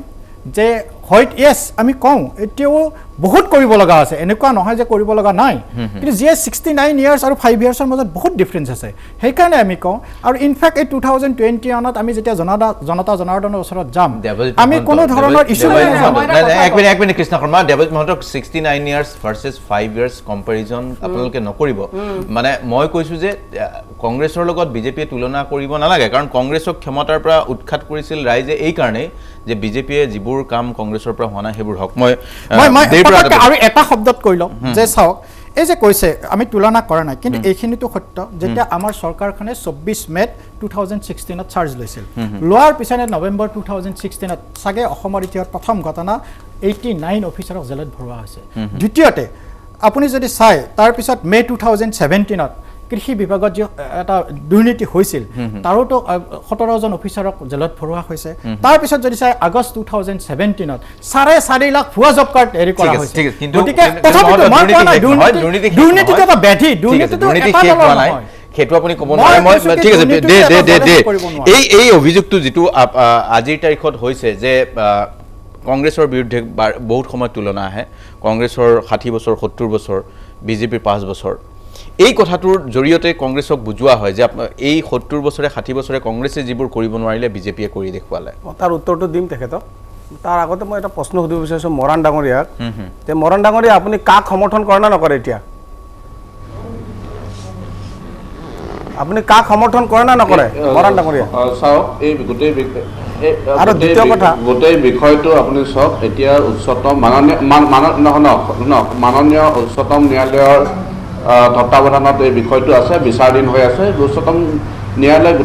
গোটেই বিষয়টো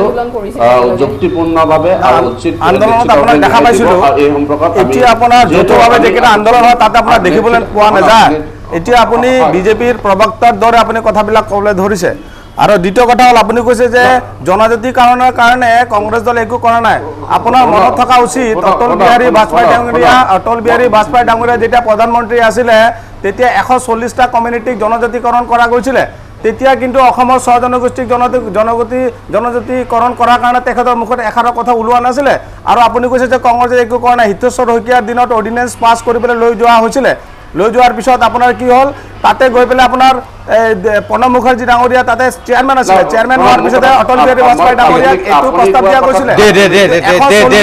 কমিউনিটিক আপোনাৰ জনজাতিকৰণ কৰিছিলে কিন্তু অসমত 6টা জনগোষ্ঠীক আপোনালোকৰ এতিয়া বিজেপি নেতৃত্বাধীন চৰকাৰখনৰ মুৰব্বী আৰু দেশৰ তেখেতলোকৰ সভাপতি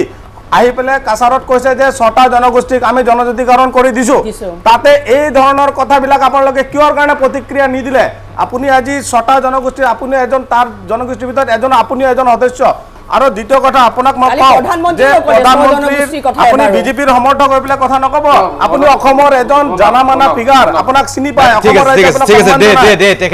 উত্তৰটো দিবলৈ দিয়ক আপুনি কওক বৰ্তমান বিজেপি চৰকাৰখনে 6টা জনগোষ্ঠীৰ সম্পৰ্কত জনজাতিৰ সম্পৰ্কত যিখিনি ব্যৱস্থা গ্ৰহণ কৰিলে সেই বিষয়টো আপুনি নিশ্চিতভাৱে জানে সমগ্ৰ অসমবাসীৰ ৰাইজে জানে যে এই বিষয়টো ইতিমধ্যে ৰাজ্যসভাত বিল উত্থাপন হ'ল এইটো কাৰণেই হ'ল যে বিজেপিৰ সদিচ্ছা আছিল যাৰ কাৰণে বিজেপিয়ে যিখিনি ব্যৱস্থা গ্ৰহণ কৰিব লাগে সকলো তথ্য পাতি দিয়াৰ পৰা আৰম্ভ কৰি অনুমোদন কৰালৈকে এইখিনি সম্পূৰ্ণ হৈছে আৰু এই বিষয়টোৰ পাছত যদি আমি বিজেপিৰ চৰকাৰৰ সদিচ্ছা অভাৱ আপুনি দেখে নিশ্চিতভাৱে সেই কথাটো এইটো পৃথক হ'ব দ্বিতীয় এটা কথা হ'ল আপুনি যিটো কা আন্দোলনৰ কথা কৈছে কা আন্দোলনটো ইতিমধ্যে অসমবাসীৰ ৰাইজে বা ভাৰতবাসী বহুতে এই সম্পৰ্কত উচ্চতম ন্যায়ালয়ৰ ওচৰত দ্বাৰস্থ হৈছে গতিকে আমি সকলো ভাৰতৰ এখন গণতান্ত্ৰিক দেশ উচ্চতম ন্যায়ালয়ক আমি সকলোৱে শ্ৰদ্ধা কৰোঁ আৰু সেই সূত্ৰে আমি উচ্চতম ন্যায়ালয়ৰ ওপৰত এইখন আমাৰ আস্থা আছে বিশ্বাস আছে আৰু তেওঁলোকে নিশ্চিতভাৱে উচ্চতম ন্যায়ালয়ক যদি আপুনি বিশ্বাস কৰে তেতিয়া 5টা যে ডেকা ল'ৰা যে ঢুকালে শ্বহীদ হ'ল তেতিয়া আপোনাৰ মনত আহা নাছিলে আপোনালোকৰ অট'নমাছ কাউন্সিলক 107 কোৰ্চ দিছিলে আপোনালোকৰ উন্নতিৰ কাৰণে কিন্তু সেইটো যে এখন অৰ্ডিনেন্স পাছ কৰি পেলাই 34 কোৰ্চ কৰিছে সেইটো মোৰ তথ্য নহয় 6 ফেব্ৰুৱাৰীত সেইটো এটা ডাঙৰ তথ্য আছিলে আমাৰ অসমৰ এখন পেপাৰৰ দৈনিক অসমৰ যে 107 কোৰৰ পৰা 34 কোৰ্চলৈকে যে অৰ্ডিনেন্স পাছ কৰি কমাইছে Dima Hasao autonomous council Karbi Anglong autonomous council আপোনালোকে বাহিৰত যিটো ছবি দেখায় বা যিখিনি নেতাসকলে কয় বা যিটো ফাৰ্ষ্ট পেজত থাকে সেইখিনিহে চায় তাৰ ভিতৰত কিন্তু আপোনালোকক এটা কথাটো কৈ পেলাই যে পিছলৈ যে কি কৰে সেইখিনি কিন্তু কোনো জাতি জনগোষ্ঠীয়ে ষ্টাডি নকৰে আৰু সেইটো নকৰে কৃষ্ণ শৰ্মা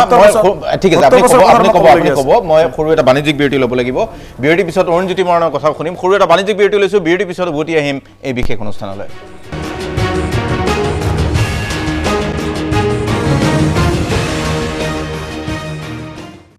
আমি কথা পাতি আছোঁ 2021 নিৰ্বাচনী ইছ্যুৰ বিষয়ে আৰু এই ইছ্যু সন্দৰ্ভত ইতিমধ্যে কেইবাটাও গুৰুত্বপূৰ্ণ কথা পোহৰলৈ আহিছে আৰু কেইবাটাও গুৰুত্বপূৰ্ণ মতামত আগবঢ়োৱা পৰিলক্ষিত হৈছে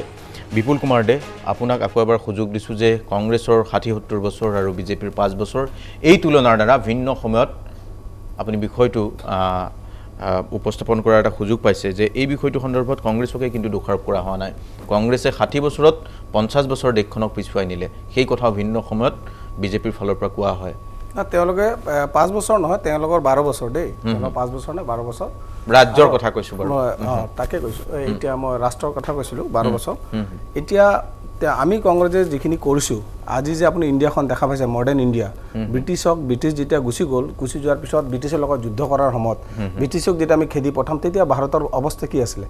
এটা সৰু ইণ্ডাষ্ট্ৰিও নাছিলে টেলিফোনৰ কানেকশ্যন আছিলে 3000 কানেকশ্যন এতিয়া কিমান লাখ মোবাইলৰ কানেকশ্যন হৈছে কিমান হাজাৰ টিভি হৈছে কাৰ দিনত হয় এইবিলাক কংগ্ৰেছে একো যদি নাই কৰা কাৰণ আজি যে মাননীয় প্ৰধানমন্ত্ৰী ডাঙৰীয়া দিল্লীত যে ৰাস্তা ঘাটত যে খোজকাঢ়ি আছে বা তেওঁৰ যিখিনি তেওঁ যে মন কি বাত বুলি কৈ আছে হেৰিত বহি পেলাই অল ইণ্ডিয়া ৰেডিঅ'ত বহি পেলাই এইবিলাক কাৰ দিনত হোৱা আৰু অসমৰ যে ফ্লাইঅভাৰবিলাক যে আপোনাৰ ডাঙৰ ফ্লাইঅভাৰবিলাক দেখা পাইছে ডাঙৰ ৰাস্তাবিলাক দেখা পাইছে অসমৰ যে ইউনিভাৰ্চিটি দেখা পাইছে Guwahati university Dibrugarh university Guwahati medical college Dibrugarh medical college Silchar medical college এইবিলাক কি কংগ্ৰেছে বনোৱা নাছিলে নেকি নাকি বিজেপি 5 বছৰৰ বনাই দিলে আৰু দ্বিতীয় কথা হ'ল যে আমি 27টা হেভি ইণ্ডাষ্ট্ৰি 37টা আমি হেভি ইণ্ডাষ্ট্ৰি বনাইছিলোঁ তাৰ ভিতৰত অলৰেডি 7টা তেখেতলোকে বিক্ৰী কৰি দিলে এতিয়া ভাৰতৰ চৰকাৰ কাৰ চলি আছে আল্টিমেটলি সেকেন্ড ব্ৰিটিছৰ চৰকাৰ চলি আছে এটা কোম্পানীৰ চৰকাৰ চলি আছে কেইটামান কোম্পানীয়ে দেশখন চলাই আছে আগতে ব্ৰিটিছে চলাইছে ইষ্ট ইণ্ডিয়া কোম্পানী এতিয়া আদানী কোম্পানী আৰু আম্বানী কোম্পানী দেশখন চলাই আছে এতিয়া আপুনি দেশখনক এতিয়া দেশৰ অৱস্থাটো কি হৈছে আমাৰ অসমখনত যিবিলাক আপোনাৰ এতিয়া মোদী ডাঙৰীয়া ঢেকিয়াজুলিত আছে ঢেকিয়াজুলিত অহাৰ পিছত তেওঁৰ ঘোষণাবিলাক কি হ'ব লাগিছিলে যে মই যে কাগজ কলৰ কাৰণে যে 95 কোটি টকা দিম বুলি কৈছিলোঁ 2016 চনত সেইকেইটা মই দিয়া নাই আজি দিলোঁ তাৰপিছত গৈ পেলাই আপোনাৰ এতিয়া 60% আপোনাৰ আমাৰ বানপানীৰ যিটো কেগৰ প্ৰতিবেদন আছে 60% বানপানী তেওঁ কাটি দিলে তেওঁৰ যিখিনি পইচা দিম বুলি কৈছিলে এইটো কাটি দিলে আগত যিখিনি আছিলে তাৰ পৰা আকৌ 60% কাটি দিলে এতিয়া আপোনাৰ আমাৰ অসমৰ যিখিনি তেওঁ বানৰ কাৰণে যিখিনি পইচা দিব লাগিছিল এইখিনি নিদিলে ব্ৰহ্মপুত্ৰ দুয়ো পাৰে 1 লাখ কোটি টকা বিনিয়োগৰ কথা কোৱা আছিলে তেওঁলোকে একো নকৰিলে কাগজ কলৰ নামত পইচা দিয়াৰ কথা আছিলে নিদিলে এতিয়া নগা কাগজ কল আৰু হেৰি জাগিৰৰ কাগজ কল বন্ধ হৈ পৰি থাকিল তেওঁলোকৰ প্ৰতিশ্ৰুতি আছিলে 2016 চনত খুলিম বুলি কৈছিলে অসমৰ বাবে তৎকালীনভাৱে 225 কোটি টকা দিম বুলি কৈছে নাই দিয়া ব্ৰহ্মপুত্ৰ খননৰ প্ৰতিৰোধৰ বাবে 400 কোটি টকা দিম বুলি কৈছে নাই দিয়া ব্ৰহ্মপুত্ৰৰ অধ্যয়নৰ বাবে 100 কোটি টকা দিম বুলি কৈছে নাই দিয়া ৰাজ্যবাসীৰ মূৰত নাই দিয়া দীঘলীয়া হ'ব আপুনি কৈ থাকিলে বিপুলে আপুনি বহুত দীঘলীয়া ক'ব পাৰিব গোটেই তেওঁলোকৰ যদি বিষয় ক'বলৈ যাওঁ নহয় আজিৰ আপোনাৰ টক শ্ব'ত আপুনি ৰাতিলৈ লৈ যাব লাগিব আৰু কংগ্ৰেছৰ যিখিনি বস্তু আমি বনাইছিলোঁ কামাখ্যা ষ্টেচন কংগ্ৰেছৰ দিনত তেওঁলোকে প্ৰাইভেটাইজেশ্যন কৰি দিলে এতিয়া বহুত ধৰণৰ কথা আছে তেওঁলোকে 351 টকা দিম বুলি কৈছিলে হেৰি মজুৰি দিম বুলি কৈছিলে নাই দিয়া এতিয়া এই ধৰণৰ কথাবিলাক তেওঁলোকে এতিয়া ৰাইজক অভাৱ কথাবিলাক কৈ পেলাই ৰাইজক মিছা প্ৰতিশ্ৰুতি বিপুল কুমাৰ দে 1 মিনিট ৰ'ব দেৱজ মহন্ত চাওক কেইবাটাও গুৰুত্বপূৰ্ণ অভিযোগ কৰিছে প্ৰতিশ্ৰুতি পালনত ব্যৰ্থ আপোনালোকৰ চৰকাৰ হয় মই মাত্ৰ কাৰণ গোটেইবিলাকতো উত্তৰ দিলে বহুত সময় লাগিব মই দুটা উত্তৰ দি লওঁ হয়তো টেকনলজিৰ উত্তৰণ বা অভ্যুত্থানৰ সময়ৰ পৰিৱৰ্তনৰ লাগে বিভিন্ন ধৰণৰ পৰিৱৰ্তন হ'ব যিটো তেখেতে কৈছে সেইটো বৰ মানিয়ে ল'লোঁ কিন্তু যদি আপুনি চাই 1962 চনৰ আমি যদি পিছুৱাই যাওঁ যিহেতু 50 বছৰৰ কথা পাতি আছিলোঁ 1962 চনত যেতিয়া চীনে অৰুণাচল সীমান্তৰে অসম আক্ৰমণ মানে ইয়াত ভাৰতত আক্ৰমণ কৰিছিল তেতিয়া সেই সময়ত প্ৰধানমন্ত্ৰী আছিল জৱাহৰলাল নেহৰু ডাঙৰীয়া তেখেতে তেতিয়া অসমৰ মানুহৰ কাৰণে কৈছিলে যে my heart goes to the people of Assam মোৰ অসমৰ মানুহৰ প্ৰতি দুখ লাগে অৰ্থাৎ প্ৰায় অসমখনক চীনক এৰি দিছিলেই তাৰ পিছত যদি আপুনি চাই সেই 58 ইয়াৰ্ছ লেটাৰ 58 বছৰ পিছত সেই একেধৰণে আমাৰ অৰুণাচল সীমান্তত আক্ৰমণ হৈছিলে তেতিয়া এইখনে গণতান্ত্ৰিক দেশৰ এগৰাকী প্ৰধানমন্ত্ৰী নৰেন্দ্ৰ মোদী দেৱে কৈছে my heart always with the people of Assam দ্বিতীয়তে তেখেতে এটা মজুৰিৰ কথা কৈছিল ঠিক আছে মজুৰি 351 টকা 351 টকা যেতিয়া মজুৰি হ'ব লাগিব এতিয়া চাওক আমি বাৰু ঠিক আছে কংগ্ৰেছে 2016 চনত যেতিয়া 15 চনত তেতিয়া মজুৰি ক'ত এৰি থৈ গৈছিল তেতিয়া য'ত মজুৰি এৰি থৈ গৈছিল মই কৈলা তাৰ পিছত আপুনি ক'ব পাৰিব মজুৰি য'ত এৰি থৈ গৈছিল নালাগে বুলি কৈ আছো আজি জেলত সোমাই থৈছে মজুৰি চাবাগানৰ কিন্তু কালি উত্তৰাখণ্ডৰ মজুৰি আছে 138 টকা ঋষি গংগা হাইড্ৰ প্ৰজেক্টৰ কাৰণে না মই ক'বই লাগিব ঋষিতে উন্নতে কৈছে তেখেতক আপুনি কপ নিদিব বুলি ভাবিছে তেখেতে কৈল আমি শুনি লওঁ অসমৰ মানুহৰ কাৰণে চিন্তা কৰা বুলি হেনুকা শব্দ নকব আপুনি স্কুল কলেজ দুখন বনালে that is the responsibility of the government আপোনালোকে হেখিনি ওয়েলফেয়াৰ আপোনালোকৰ ডাইৰেক্টিভ প্ৰিন্সিপাল আছে আপুনি কৰিব লাগিব মোৰ কথা শুনক আপোনালোকে আমাৰ মাতিছে যেটা নহয় জানো আপুনি কব মোৰখিনি কৈ লও অখিল গগৈ ডাঙৰীয়া দেৱক আজি খুমাই আকৌ ড্যাম কনষ্ট্ৰাকচন কৰি গ্লেচিয়াৰ যদিও কৈছে গ্লেচিয়াল ব্ৰাষ্ট আজি যদি ভালকে তথ্য চাই মই উত্তৰাখণ্ডৰ মানুহৰ লগত কালি ৰাতি কথা পাতিছো তেওঁলোকে কৈছে it is a dam blast আজি ঋষিগংগা হাইড্ৰ প্ৰজেক্ট যিটোৰ কাৰণে আন্দোলন কৰি আছিল আমি যেনেকৈ সোণহৰিৰ কাৰণে আন্দোলন কৰি আছিলো আজি যিহেতু আমাৰ অখিল গগৈ ডাঙৰীয়াক সেই কাৰণে সোমাই থৈ আজি এই ড্যাম বনাই আছে তাতেও ইমান বছৰ আন্দোলন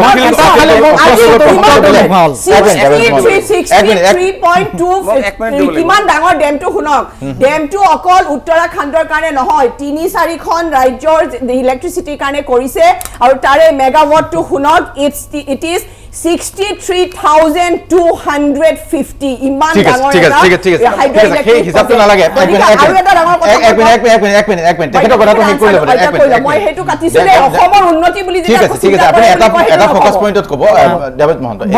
এটা কথা কৈছিলে এই মজুৰিটো যে কথা কৈছে মজুৰি কথা 351 এজ পাৰ প্লেন্টেশ্যন একমতে 351 টকা হ'ব লাগে এতিয়া চাওক আমাৰ 15 বছৰটো কংগ্ৰেছে শাসন কৰিছিল তেখেতসকলে মজুৰি ক'ত এৰি থৈ গৈছে তেখেতসকলে 137 ৰুপিজ আছিল যেতিয়া 2015 লাগিছিল তাৰপিছত আজিৰ ডেটত যদি মজুৰি চাই 167 তাৰনে মজুৰিটো দুটা ভাগত বিভক্ত হয় এটা হল ক্যাশ এটা হল কাইন্স তাৰনে এতিয়া অসমত কি হয় 50% ক্যাশ 50% কাইন্স হয় গতে 167 ইনটু যদি 2 কৰে তাৰনে আপোনাৰ 17 টকা 351 টকাতকৈ কম হয় যোৱাকালি আপুনি যদি চাই যেতিয়া যোৱা পৰখি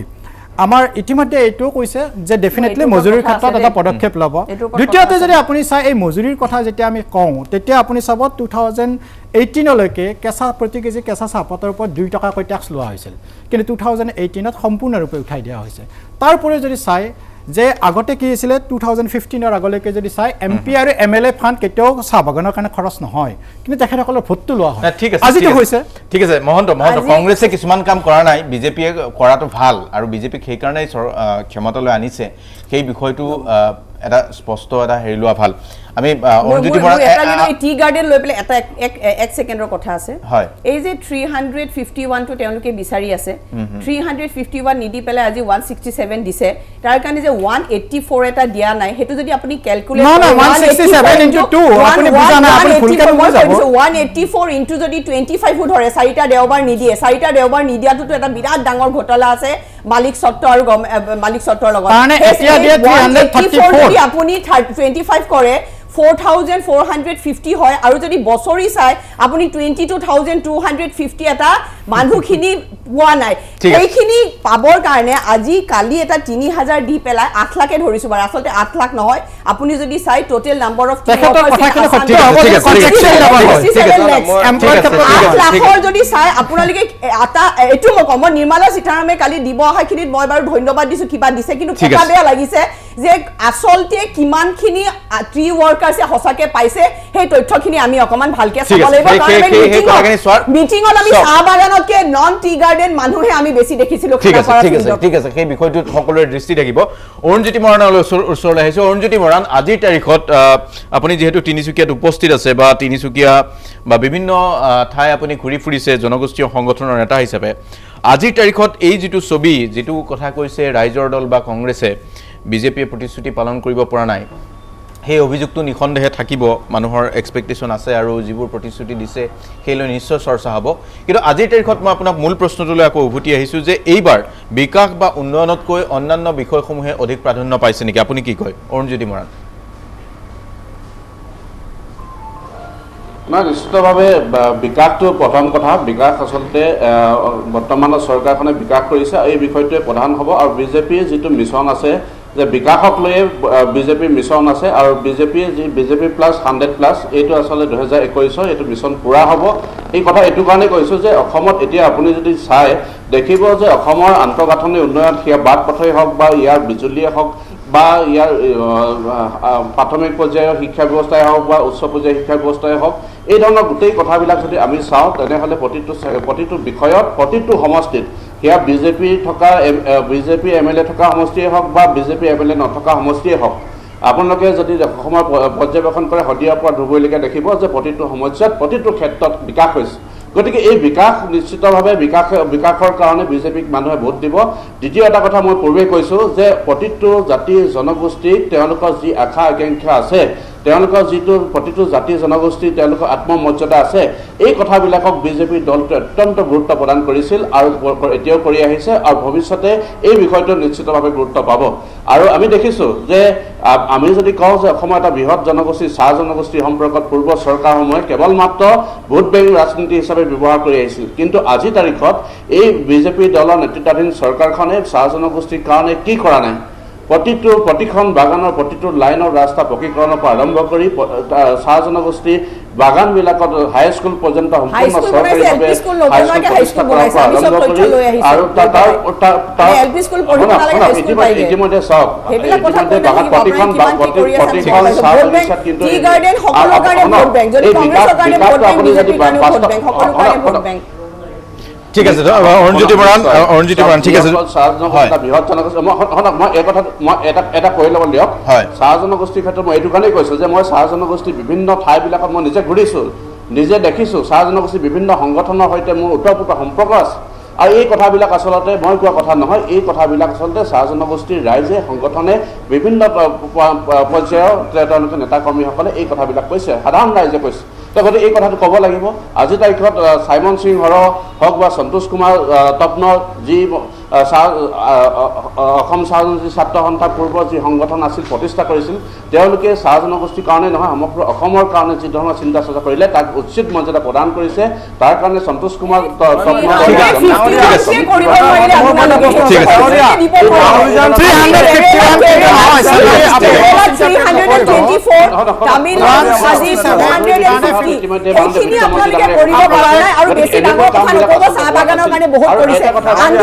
কৰিব লগা হৈছে তাত চাহ বাগানৰ কৰ্মীবিলাকে আন্দোলন কৰে আজি অত্যাচাৰ কৰিছিল তেওঁলোকে আন্দোলন কৰোঁতে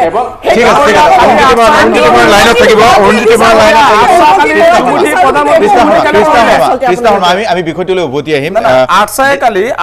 যোৱাকালি যেতিয়া প্ৰধানমন্ত্ৰী আহিছিলে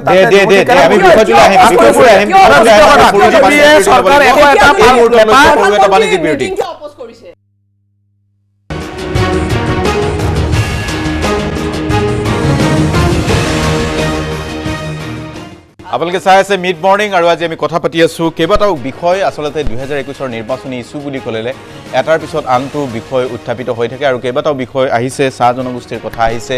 অৰুণজ্যোতি মৰাণে কৈছে তিনিচুকীয়াৰ পৰা চাহ জনগোষ্ঠীৰ উন্নয়নৰ ক্ষেত্ৰত বিজেপি চৰকাৰখনে যথোচিত পদক্ষেপ গ্ৰহণ কৰিছে বিপুল কুমাৰ দে আপত্তি কৰিছে তেওঁ বেছি কথা ক'বলৈ পোৱা নাই সুযোগ ৰাজনীতিত আপোনাক যিদৰে কোনেও নিদিয়ে ষ্টুডিঅ'টো আপুনিয়ে ল'ব লাগিব বিপুল কুমাৰ দে এতিয়া চাওক যিটো কথা কৈছে কংগ্ৰেছে উন্নয়ন কৰা নাছিল বিজেপিয়ে কৰা বুলি সেইটো বিজেপিয়ে ক'বই আজি দেৱজিৎ মহন্তই বা অৰুণজ্যোতি মৰাণে কংগ্ৰেছৰ হয়তো নকয় বিজেপিৰ হৈয়ে ক'ব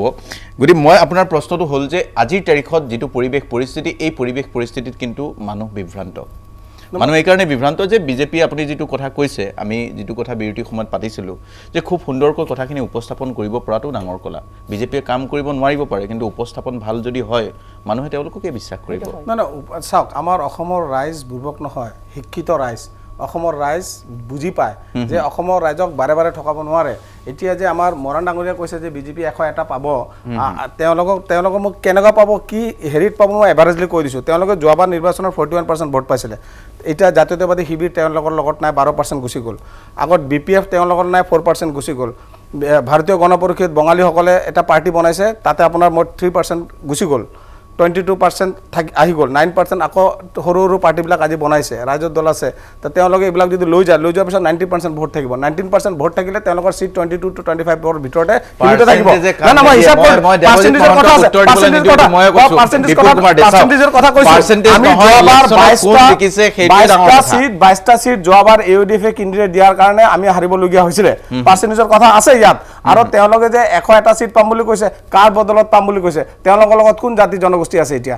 তেওঁলোকৰ লগতো জাতি জনগোষ্ঠী কোনো নাই ওলাই আহিছে এটা বঙালীসকলৰ লগত তেওঁলোকে ফুটবল খেলি আছে বৰাক বেলিত বেলেগ কয় আৰু ব্ৰহ্মপুত্ৰ বেলিত বেলেগ কয় উজনিত বেলেগ কয় এতিয়া আপোনাৰ তেওঁলোকে বঙালীসকলক এতিয়া আপোনাৰ যে ভাৰতীয় মানুহবিলাক হিন্দু কৈ পেলাই হিন্দু মুছলমানৰ মেৰুকৰণ কৰি পেলাই বঙালীসকলক যে আজি যে আপোনাৰ 19 লাখৰ ভিতৰত 11 লাখ যে বঙালী হিন্দু ভাৰতীয় নাগৰিকক যে নামবিলাক কৰ্তন কৰি থৈ দিছে সেইবিলাকৰ কথা তেওঁলোকে উত্তৰ দিব লাগে আৰু দ্বিতীয় কথা যে অসমৰ মানুহে বুৰ্বক নহয় বাৰে বাৰে ৰঙীন চচ পাই পিনি আহি পেলাই পুনি পেলাই যে অসমৰ ৰাইজক যে চিনেমাটো দেখাই থাকিব এই চিনেমা বাৰে বাৰে নাচায় অসমৰ খিলঞ্জীয়া ৰাইজে বুজিব ধৰিছে যে এইখন চৰকাৰ 2016 চনত যেতিয়া তেওঁলোকে প্ৰতিশ্ৰুতি দিছিলে এটাও প্ৰতিশ্ৰুতি পালন নকৰাৰ কাৰণে এইবাৰ ৰাইজে 2021 চনত হাজু হৈ আছে বেলটত উত্তৰ দিব অসমৰ ৰাইজ এইখন অসমখন হ'ল আজান আৰু শংকৰ দেশ ইয়াতে মেৰুকৰণৰ ৰাজনীতি নচলে হিন্দু মুছলমানৰ ৰাজনীতি নচলে আমাৰ অসমখনত আমি শান্তি আনিব লাগিব ঘূৰাই পেলাই আমাৰ অসমৰ তেওঁলোকে কৈছিলে যে আমি কৰাপশ্যন ফ্ৰী কৰিম বোলে পিএনডি কেনেকৈ হ'ল আপোনাৰ এগ্ৰিকালচাৰ কেলেংকাৰী হৈছে হেৰি আপোনাৰ যোৱা পৰহিদিনাখন আপোনাৰ APSCৰ আপোনাৰ হোৱাটছআপত কিবা কিবি তেওঁলোকৰ এনেধৰণৰ কথাবিলাক ওলাই আহিছে আজিৰ দিনত আপোনাৰ এই শিক্ষক টেট শিক্ষকৰ কাৰণে কিবা দ্বীপ বয়ান গগৈ ডাঙৰীয়া কেলেংকাৰী নোহোৱাকে থকা নাই কেলেংকাৰী হৈছে ৰাইজৰ ওচৰত এতিয়া মাননীয় স্বাস্থ্যমন্ত্ৰী ডাঙৰীয়া হিন্দু মুছলমান কৰিব বিচাৰিছে অসমখনত আমি হিন্দু মুছলমান হ'বলৈ নিদিওঁ অসমত অসমীয়া বঙালী কাৰ্য কৰাবলৈ নিদিওঁ তেওঁলোকে চৰকাৰ যেতিয়া আনিছে চৰকাৰ অনা 6 মাহৰ মাজতে লগত অসমীয়া আৰু বঙালীৰ ভিতৰত এটা কাৰ্য সৃষ্টি কৰিবলৈ বিচাৰিছে আজি আপোনাৰ অসমত এতিয়া জাতি জনগোষ্ঠীৰ লগত যুঁজাবলৈ বিচাৰিছে আপোনাৰ হিন্দু মুছলমানৰ যিটো ৰাজনীতি সেই ৰাজনীতি অসমত নচলে আৰু অসমত যদি শান্তি আনিব পাৰে একমাত্ৰ এটা দল আছে এইটো হ'ল কংগ্ৰেছ দল বিপুলে ঠিক আছে বিপুলে আপুনি ঠিকেই কৈছে এক মিনিট কৃষ্ণা শৰ্মা হিন্দু মুছলমান বা সংখ্যাগুৰু ৰাজনীতি ভিন্ন সময়ত কংগ্ৰেছেও কৰিছে AIDFও কৰিছে বিজেপিও কৰিছে সুযোগ লৈছে ৰাইজৰ দল বা AJPয়ে সেইটো এতিয়ালৈকে সুযোগ ল'ব পৰা নাই সেইটোৱে আচৰিত কথা সুযোগ লোৱা আমি সেইটো সুযোগ বুলি নাভাবো আজি এটা কথা আমি আপোচবিন আমাৰ ধৰ্ম লৈ পেলাই আমাৰ পাৰ্টি আমি খোলাই নাই হিন্দু মুছলিম খ্ৰীষ্টিয়ান সেই ভেদভাৱটো যিহেতু আমাৰ কনষ্টিটিউশ্যনে দিয়া নাই আজি সেকুলাৰ কাণ্ট্ৰি এখনত মই কেনেকৈ আজি মুছলিম খ্ৰীষ্টিয়ান ভাই আমি বেলেগ এটা চিন্তা কৰিম সেইটো কিয় আজি বিজেপিও সেই চিন্তাটো কিয় কৰিছে এখন কনষ্টিটিউশ্যন মানে এখন সংবিধান মানে তাৰ পিছত যে এই বিভাজন আৰু বিভাজনখিনিটো আচলতে এক্টিং হয় আজি AODF আৰু বিজেপি যদিও যুদ্ধ কৰি থাকে ভিতৰি তেওঁলোকৰ মিত্ৰতা বহুত ক্ষেত্ৰত আছে হেতু আচলতে আৰু ইলেকশ্যনৰ সময়ত যেনেকৈ ভাবে যে মুছলিমখিনিয়ে চিঞৰিলে হিন্দুখিনিয়ে ভাল পাব হিন্দুখিনিক চিঞৰিলে মুছলিমখিনিয়ে ভাল পাব এনেকুৱা ৰাজনীতি যে আৰু আমাৰ বিত্তমন্ত্ৰী আজি আমাৰ হিমন্ত বিশ্ব শৰ্মা অসমৰ আকাশত এটা হেলিকপ্টাৰ লৈ পেলাই ঘূৰি আছে এজন মানুহে লাওছৰ পৰা আহি অঞ্চলত গৈ পেলাই তেওঁ সভা কৰি আছে তেওঁ অনুমতি কোনে দিছিলে অসমৰ বিহাৰৰ নিচিনা ৰাজনীতি কৰিবলৈ বিচাৰিছে তাতে আৱশ্যিক আনিছে অসমত লাওছৰ পৰা মানুহ আনি পেলাই অসমত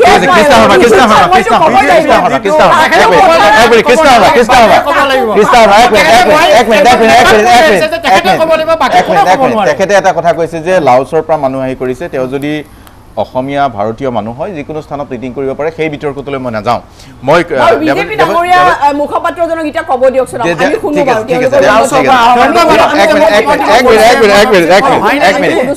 এক মিনিট দেৱজিৎ মহন্ত এতিয়া কাকুপথাৰৰ স্কুল এখনে নাই স্কুলখন ঠিক আছে বাইদেউ ক'বলৈ দিয়ক তিনিটা নিযুক্তি কৰিছে এইটো আনসাৰ দিয়ক সেইদিনা প্ৰভিন্সিয়েলাইজ স্কুলখন আৰু তিনিটা নিযুক্তি হৈছে আমাক আনসাৰ লাগে কেনেকৈ সেনেকুৱা ধৰণৰ আমি পাইছো তেনেকুৱা ধৰণৰ ঘটনা আছে বাৰু দেৱজিৎ মহন্ত দুই এটা তেনেকুৱা ধৰণৰ ঘটনা আছে পিতৃ পুত্ৰই নিযুক্তি পোৱা বা তেনেকুৱা ধৰণৰ ঘটনা দুই এটা আছে কিন্তু মূল কথাটো হ'ল যে 2021ত বিজেপিয়েও যিখিনি উন্নয়নৰ কথা কৈ আগবাঢ়ি যাব লাগিছিল সেইখিনি আগবাঢ়ি যোৱা নাই বিজেপিৰ বহু নেতায়ো দেখিবলৈ পোৱা গৈছে বেলেগ ধৰণৰ কথা কৈ আছে জাত পাতৰ কথা কৈছে বা বিভিন্ন সময়ত মোগলৰ কথা কৈছে সেইটোৱে উন্নয়নহীনতাৰ ছবিখন হয়তো কাৰোবাৰ মনত ৰেখাপাত কৰিব যিদৰে সুযোগ বিৰোধীয়ে ল'বলৈ চেষ্টা কৰিছে বিষয়টোত প্ৰথম মইতো কওঁ আমি যিকোনো দল এইটো বিজেপি বুলি নহয় কোনো দলে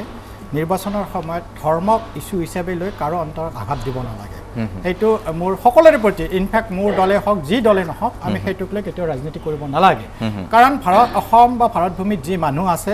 যিয়ে নিজৰ নাগৰিকত্ব বা ভোটাধিকাৰ পাইছে সকলোৱে আমাৰ একেই মানুহ অসমত অসমীয়া বুলি এনেকুৱা সংজ্ঞা হ'ব নোৱাৰে যে সংখ্যালঘুখিনি অসমীয়া নহয় গতিকে আমি অসমীয়া হিচাপে আৰু নিৰ্বাচনৰ সময়ত বিশেষকৈ এইবিলাক যে ৰাজনীতি কৰি ধৰ্মীয় মেৰুকৰণ কৰা বুলি কয় সেইবিলাক মোৰ এটা অনুৰোধ কোনো যাতে নকৰে আপোনাক ধন্যবাদ দ্বিতীয়তে ধন্যবাদ জনাইছোঁ ধন্যবাদটো মই লৈছোঁ আৰু মই এটা ভাল লাগিছে বাইদেৱে মোক ক'বৰ কাৰণে আপোনাক ৰিকুৱেষ্ট কৰি সময় দিছে মই ভাবিছোঁ মই নায়ে নেকি ঠিক আছে দেৱজিৎ মহন্ত আকৌ ক'ব ঠিক আছে অৰুণজ্যোতি মৰাণক ধন্যবাদ দিছোঁ জ্ঞান হয় ঠিক আছে অৰুণজ্যোতি মৰাণ আপোনাক ধন্যবাদ জনাইছোঁ আমাৰ এই অনুষ্ঠানত উপস্থিত থকাৰ বাবে তিনিচুকীয়াৰ পৰা আপুনি সময় দিলে আপোনাক ধন্যবাদ জনাইছোঁ আৰু আমি ষ্টুডিঅ'ৰ আলোচনাও সামৰিম এটা সৰু বাণিজ্যিক বিৰতিৰ পিছতে এইখিনি মুহূৰ্তত লৈছোঁ সৰু এটা বাণিজ্যিক বিৰতিৰ পিছত আমি মুখনি মাৰিম এই অনুষ্ঠানৰ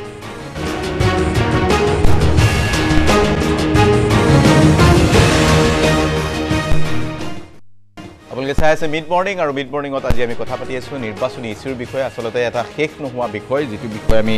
পাতিছোঁ ডক্টৰ দেৱজিৎ মহন্ত এতিয়া আমি শেষ পৰ্যায়লৈ আহিছোঁ আলোচনা চাওক ৰাজনীতিৰ খাতিৰত কিছুমান কথা ক'বলগীয়া হয় কিছুমান কথা ক'বলগীয়া আপুনি যিটো কথা কৈছে আপোনাক সাধুবাদ দিছোঁ যে ধৰ্মীয় ৰাজনীতি কোনেও কৰা উচিত নহয় কিন্তু আপুনি উচিত নহয় বুলি ক'লেও আপুনি আহ্বান জনালেও মূৰকত গিয়ে আমি 2021 দেখিবলৈ পাম সেই বিষয়টোৱে প্ৰাধান্য লাভ কৰিব কিন্তু আমাৰ ভোটাৰসকল সচেতন হোৱাৰ প্ৰয়োজন এইটো কি কয় আপুনি না ভোটাৰসকল যথেষ্টভাৱে সচেতন হোৱা উচিত আৰু মই ভাবোঁ জনতা জনাৰ্দন এই ভোটাৰসকল সচেতন হৈছে আৰু মই বিজেপিৰ প্ৰতিনিধি হিচাপে কওঁ যে আমি ধৰ্মীয় মেৰুকৰণত যে বিশ্বাসী নহয় মানুহে কোৱা আৰু সংখ্যাই কোৱা টু ডিফাৰেণ্ট থিং এতিয়া সংখ্যাই কি কয় আপুনি যদি চাই এই যে PM কিষাণ নিধি আপুনি যদি চাই 35 লাখ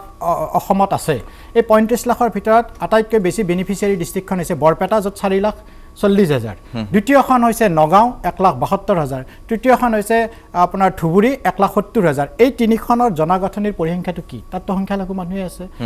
দ্বিতীয়তে যদি চাই অসমত জনধন একাউণ্ট যিমান আছে 1,69,750টা তাৰে ভিতৰত 1 লাখ মহিলাৰ একাউণ্ট আৰু সেই মহিলাৰ ভিতৰত 60,000 কিন্তু সংখ্যালঘু শ্ৰেণীৰ গতিকে আমি কেতিয়াও আমাৰ দলৰ এটা আদৰ্শই হৈছে আমি সৰ্বধৰ্মী সৰ্বব্যাপী সৰ্বস্পৰ্শী আৰু সেইকাৰণে আমি 2021 চনত যেতিয়া জনতা জনাৰ্দনৰ ওচৰত যাম আমি কোনো ইস্যু লৈ নাযাওঁ আমি যাম আমি কৰা কামৰ খতিয়ান লৈ দ্বিতীয়তে মই শেষত এটা বাক্য হেৰি কৰিছোঁ যে ইয়াত কা শব্দটোৰ বহুত ব্যৱহাৰ হৈছিল আচলতে এইটো এতিয়া মোৰ এনেকুৱা এটা মনত ভাবিছে এই কা আন্দোলনটো আচলতে এই জনসাধাৰণৰ মাজত সচেতনতা বৃদ্ধিৰ কাৰণে কৰা হৈছিল নে কিছুমান দলৰ সৃষ্টি কৰাৰ কাৰণে পৃষ্ঠভূমি হিচাপে ব্যৱহাৰ কৰা হৈছিল সেয়াও কিন্তু লক্ষণীয় বিষয় দ্বিতীয়তে যদি চাই আমি যেতিয়া স্কুলত পঢ়িছিলোঁ আমিও আছোঁ কৰিছিলোঁ বেয়া পাইছে নেকি বেয়া পোৱা নাই কিন্তু মই বেয়া পাইছোঁ কি সেইটো ইমোশনালি কিয় ব্লেকমেইল কৰা হ'ল দ্বিতীয়তে আপুনি যদি চাই আজি কিন্তু আছুৰ সেই অৰাজনৈতিক চৰিত্ৰটো নাই আছুৰ সাধাৰণ সম্পাদক গৰাকীয়ে অপেনলি কৈছে কোনটো দলক সমৰ্থন কৰিব লাগিব গতিকে প্ৰশ্ন হৈছে আছু অৰাজনৈতিক নে ৰাজনৈতিক আৰু আছু অসম জাতীয় পৰিষদৰ ভাতৃ সংগঠন বা যুৱ সংগঠন নেকি এনেকুৱা ধৰণৰ প্ৰশ্নৰ কিন্তু সৃষ্টি হৈছে আছুৰ কোনো প্ৰতিনিধি নাই উত্তৰটো দিব নোৱাৰে মই কৃষ্ণা শৰ্মা যে বিভিন্ন সময়ত বিজেপিৰ কেৱল ডক্টৰ মহন্তই নহয় বিভিন্নজনে অভিযোগটো আনে যে কা আন্দোলন ৰাজনৈতিক দল গঠনৰ পৃষ্ঠভূমি আছিল ৰাজনীতি কৰিব পাৰে মোৰ ব্যক্তিগতভাৱে আপত্তি নাই আৰু কোনোবা যদি এতিয়াও কৰা নাই তেওঁলোকেও কৰিব পাৰে কিন্তু পৃষ্ঠভূমি আছিল নেকি সেইটো থাকিব কেনেকৈ সেইটো ভাবিছে কেনেকৈ মই সেইটো আচৰিত হওঁ আজি এখন ডেম'ক্ৰেটিক কাণ্ট্ৰিত পলিটিকেল পাৰ্টি খোলাটো আজি সকলোৱে ৰাইট আছে আপুনি সাউথ ইণ্ডিয়াত যদি আপুনি ভালকৈ ষ্টাডি কৰে আজিতো ৰিজনেলিজমেটো আজি ডমিনেট কৰি আছে ন তাতেতো বিজেপি একো কৰিব পৰা নাই ৰিজনেলিজম লাগিবই আৰু আমি অগপক ভাবিছিলোঁ যে আমাৰ কাৰণে চিন্তা কৰিব যিহেতু 1985ৰ আজি আন্দোলনৰ পিছত হৈছিলে কিন্তু বিজেপিৰ বুকুচাত নুথাকেতো তেওঁলোকৰ এটা ভৰিত অস্তিত্ব বোলা বস্তুৱে নাই তেওঁলোকৰ আজি একেলগে বহিছিল আমাৰ লগত কা সময়ত অতুল বৰা ডাঙৰীয়া দেৱ ফণীভূষণ কেশৱ মহন্ত ডাঙৰীয়া দেৱ কিন্তু অলপ পিছত কেইদিনমান পিছত আকৌ দেখোন আকৌ তেওঁলোকে উল্টি গ'ল ফৰ পাৱাৰ এণ্ড মানি সেনেকুৱা জাতীয়তাবাদী পলিটিকেল পাৰ্টি এটা নাই কাৰণে যিহেতু আজি এটা আঞ্চলিক জাতীয়তাবাদী খুবেই দৰকাৰ হৈছে আমাৰ অসমৰ সমস্যা সমাধান আৰু চিন্তা কৰিবৰ কাৰণে সেই চিন্তাতহে হৈছোঁ কোনো আমি কা আন্দোলনৰ চিন্তা কৰি পলিটিকেল পাৰ্টি কৰা নাই আৰু সেইটো আপোনালোকে কেতিয়াও ক'ব নোৱাৰে ডক্টৰ মহন্ত ডাঙৰীয়া যে আপোনালোকে কিবা এটা ভিত্তি লৈ কৰিছে আৰু ঠিক ৰাজপথত থাকি পেলাই যিহেতু আমি আন্দোলন কৰি পেলাই এইটো আন্দোলন বুলি কোৱা নাই আজি অখিল গগৈ ডাঙৰীয়া দেৱে 20 বছৰ সকলো সমস্যাৰ ওপৰত অকলে যেতিয়া মাত দিছিলে কোনোৱে কিন্তু মাত শুনা নাছিলে আমি তেতিয়া চিন্তা কৰিব লগা বাধ্যটো হ'ল যে ৰাজনৈতিকভাৱে আমি সবল হ'ব লাগিব পাৰ্লিমেণ্ট আৰু পাৰ্লিমেণ্টত গৈ আমাৰ এছেম্বলিত গৈ আমাৰ সমস্যাবিলাকৰ ওপৰত যদি আমি মাত দিব নোৱাৰোঁ তেনেহ'লে এই সমস্যাৰ সমাধান নহ'ব সেইকাৰণে আমি ৰাজনীতিকভাৱে আজি সবল হৈ ওলাই কিন্তু আৰু এটা ইম্পৰ্টেণ্ট পইণ্ট ক'ব লাগিব তেওঁ সংখ্যালঘুৰ এইমাত্ৰ এটা ডাটা দিলে যে আমি অমুকত ইমান % সংখ্যালঘু আমি উন্নতি কৰিছোঁ অমুক তমুক হিমন্ত বিশ্ব শৰ্মা ডাঙৰীয়াই নিয়া নালাগে বুলি কেনেহ'লে কিয় কয়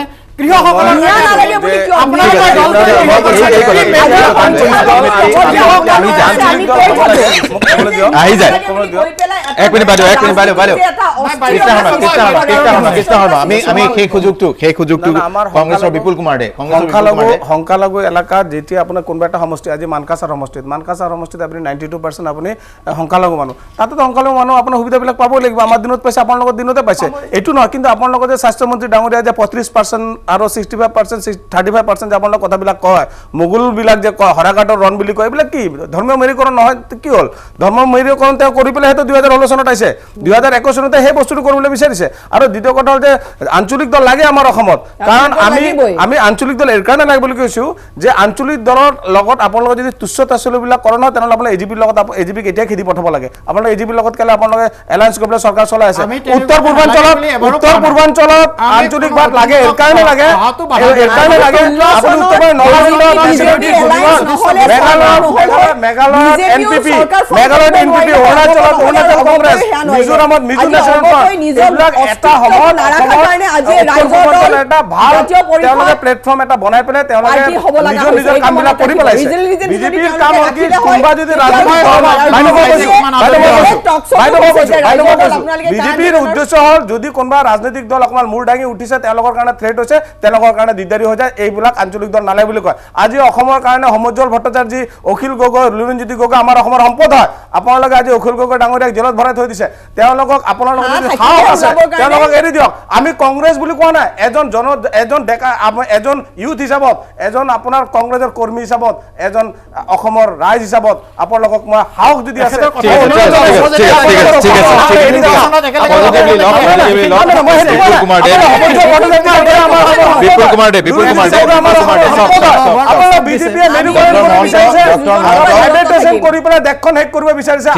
আম্বানী আদানীৰ দেশ কৰিব বিচাৰিছে ইষ্ট ইণ্ডিয়া কোম্পানী গুচি গ'ল এতিয়া east India company second east India company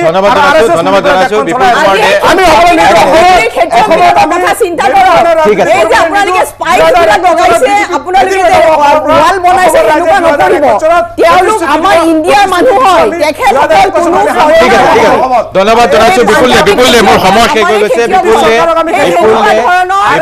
Krishna Sharma ধন্যবাদ জনাইছো ধন্যবাদ ঠিক আছে ধন্যবাদ আমি আচলতে ইছ্যু বিষয়ত কথা পাতিলে টপিক ওলাই থাকে আৰু বিষয় ওলাই থাকে শেষ নহয় ডক্টৰ মহন্ত বিপুল কুমাৰ দে কৃষ্ণা শৰ্মা আপোনালোক আটাইকে ধন্যবাদ জনাইছোঁ এই অনুষ্ঠানত অংশ লোৱাৰ বাবে ইছ্যু কি হ'ব এই বিষয়টো সন্দৰ্ভত পাতিম কিন্তু আজিৰ আমি এই অনুষ্ঠানৰ পৰা এটা কথাই ক'ম যে মেৰুকৰণৰ পৰিৱৰ্তে উন্নয়নৰ বিষয়লৈ আগবাঢ়ক শাসক বিৰোধী সকলোৱে জনতাক ভাবিবলৈ সুযোগ দিয়ক জনতা প্ৰভান্বিত হ'ব নালাগে আৰু তেতিয়াহে আমি এটা সুস্থ গণতান্ত্ৰিক পৰিৱেশ আমাৰ ৰাজ্য আমাৰ দেশত আশা কৰিব পাৰিম আৰু গণতান্ত্ৰিক প্ৰক্ৰিয়া সুস্থভাৱে অগ্ৰসৰ হ'ব আমি বিদায় ল'ম কিন্তু তাৰ পূৰ্বে মাৰ্ঘেৰিটাত আৰম্ভ হৈছে সিংফো মহোৎসৱৰ প্ৰস্তুতি আৰু সেই প্ৰস্তুতিৰ দৃশ্য আমাক দেখুৱাইছে মাৰ্ঘেৰিটাৰ সাংবাদিক ৰাণাজ্যোতি নেওগৰ ওচৰলৈ গৈছোঁ আৰু এই দৃশ্যৰাজিৰে খুব সুন্দৰ দৃশ্য আমি বিদায় ল'ম এই অনুষ্ঠানৰ পৰা কিন্তু মাৰ্ঘেৰিটাত কি প্ৰস্তুতি চলিছে সিংফো মহোৎসৱৰ সেই দৃশ্যাংশ আপোনালোকলৈ আগবঢ়াইছোঁ ৰাণাজ্যোতি নেওগ আপোনাৰ ওচৰলৈ আহিছোঁ বিভিন্ন জাতি জনগোষ্ঠীৰ মিলনভূমি এই ভাৰতবৰ্ষ আৰু ইয়াৰ অন্যতম এখন ৰাজ্য অসম এই অসমতো বিভিন্ন জাতি জনগোষ্ঠীয়ে এখন আচলতে ফুলনিবাৰী সদৃশ্য ইয়াক এক পৰিৱেশ আচলতে এই অসমৰ এটা অন্যতম জনগোষ্ঠীৰ সিংফোসকল কেৱল অসমতে নহয়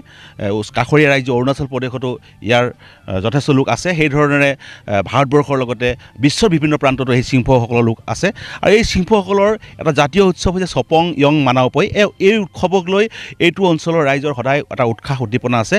কেৱল অসমতে নহয় অৰুণাচল প্ৰদেশ আৰু অসম এই দুইখন ৰাজ্যতে বিভিন্ন সময়ত এই উৎসৱ উদযাপন কৰা হয় মই প্ৰথমতে মোৰ সতীৰ্থক দেখুৱাব বিচাৰিছোঁ এয়া সিংফোৰ আচলতে পৰম্পৰাগত ঘৰ মই দেখুৱাই ল'ব বিচাৰিছোঁ। আৰু মই য'ত উপস্থিত আছোঁ মাৰ্ঘেৰিটাৰ পৰা প্ৰায় 10 কিলোমিটাৰ দূৰত্বত অৱস্থিত এটা অঞ্চল, আৰু এই অঞ্চলটোত আচলতে এই ছপংয়ং মানৰ ওপৰে এই উৎসৱ অনুষ্ঠিত হ'ব।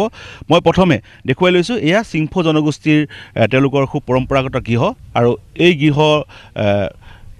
চিংফো জনগোষ্ঠীৰ তেওঁলোকৰ যি পৰম্পৰাগত গৃহ। আৰু তাৰপিছতে মই দেখুৱাব বিচাৰিছোঁ এটা বিশেষ দৃশ্য, এয়া চাডুং বুলি কোৱা হয়। মোৰ সতীৰ্থ সাংবাদিকে দেখুৱাব, এয়া চাডুং, আৰু এই চাডুং কেইবাটাও দণ্ডৰ সমষ্টি এই চাডুং, আৰু এই চাডুঙৰ চাৰিওফালে আবেষ্টিত হৈ চিংফো যিসকল পুৰুষ মহিলা উভয় বা গাভৰু আদি সকলোৱে মিলি একেলগে ইয়াত একেলগে সুসংগঠিতভাৱে নৃত্য কৰে। এটা খুব সুন্দৰ ক্লাছিক নৃত্য বুলি কোৱা হয়, যিহেতুকে সকলো মানুহে একেলগে ইয়াত এই নৃত্যত অৱতীৰ্ণ হয়। মই উৎসৱৰ প্ৰস্তুতিৰ সম্পৰ্কত জানিবৰ কাৰণে মই কাষ চাপিম। আমাৰ লগত উপস্থিত আছে এগৰাকী উদ্যোক্তা সঞ্জীৱ লোভ। কি ক'ব এই গোটেই অনুষ্ঠানটোৰ সম্পৰ্কত? চিংফোসকলৰ জাতীয় উৎসৱ ছপংয়ং মানাওপই এই অৰুণাচল আৰু অসমত বসবাস কৰা চিংফো জনসাধাৰণে উমৈহতীয়াভাৱে উৎসৱ পালন কৰে। গতিকে এইবাৰ মাৰ্ঘেৰিটা মহকুমাৰ ইনথেমবুগং ৰাজহুৱা খেলপথাৰত এই 37তম চিংফো জাতীয় উৎসৱ অৰ্থাৎ ছপংয়ং মানাওপই উদযাপন কৰা হ'ব। গতিকে আমি এই উৎসৱৰ প্ৰস্তুতি প্ৰায় সম্পূৰ্ণ হৈছে। অহা 13 আৰু 14 ফেব্ৰুৱাৰীত এই উৎসৱ অনুষ্ঠিত হ'ব। গতিকে প্ৰায় 300তকৈ অধিক বিপণী আমাৰ লগত যোগাযোগ কৰিছে, আৰু বিভিন্ন খাদ্য সামগ্ৰীৰ হোটেল বিপণী এইবিলাক ইতিমধ্যে সাজি তোলা হৈছে। গতিকে প্ৰায় আমাৰ প্ৰস্তুতি তুংগত। অৰ্থাৎ এইবাৰ আমি প্ৰত্যেক বছৰ আমি 4 দিনীয়া কাৰ্যসূচীৰে এই উৎসৱ পালন কৰোঁ, কিন্তু এইবাৰ আমাৰ বিশ্বত দেখা দিয়া কৰোণা মহামাৰীৰ কাৰণে এই উৎসৱ আমি 2 দিনীয়া কাৰ্যসূচীৰে আমি আৰম্ভ কৰিছোঁ, আৰু 25 লাখ টকাৰ বাজেটেৰে আমি উৎসৱ উদযাপন কৰিব বিচাৰিছোঁ। এইবাৰ আমি প্ৰত্যেক বছৰ বিদেশৰ প্ৰতিনিধি আমাৰ এই উৎসৱলৈ তেওঁলোকে আগমন ঘটে, কিন্তু আমি দেখা দিয়া বা বিশ্বত দেখা দিয়া কৰোণা মহামাৰীৰ কাৰণে তেওঁলোকক আমি আমন্ত্ৰণ কৰা নাই। গতিকে আমি সকলো পক্ষৰ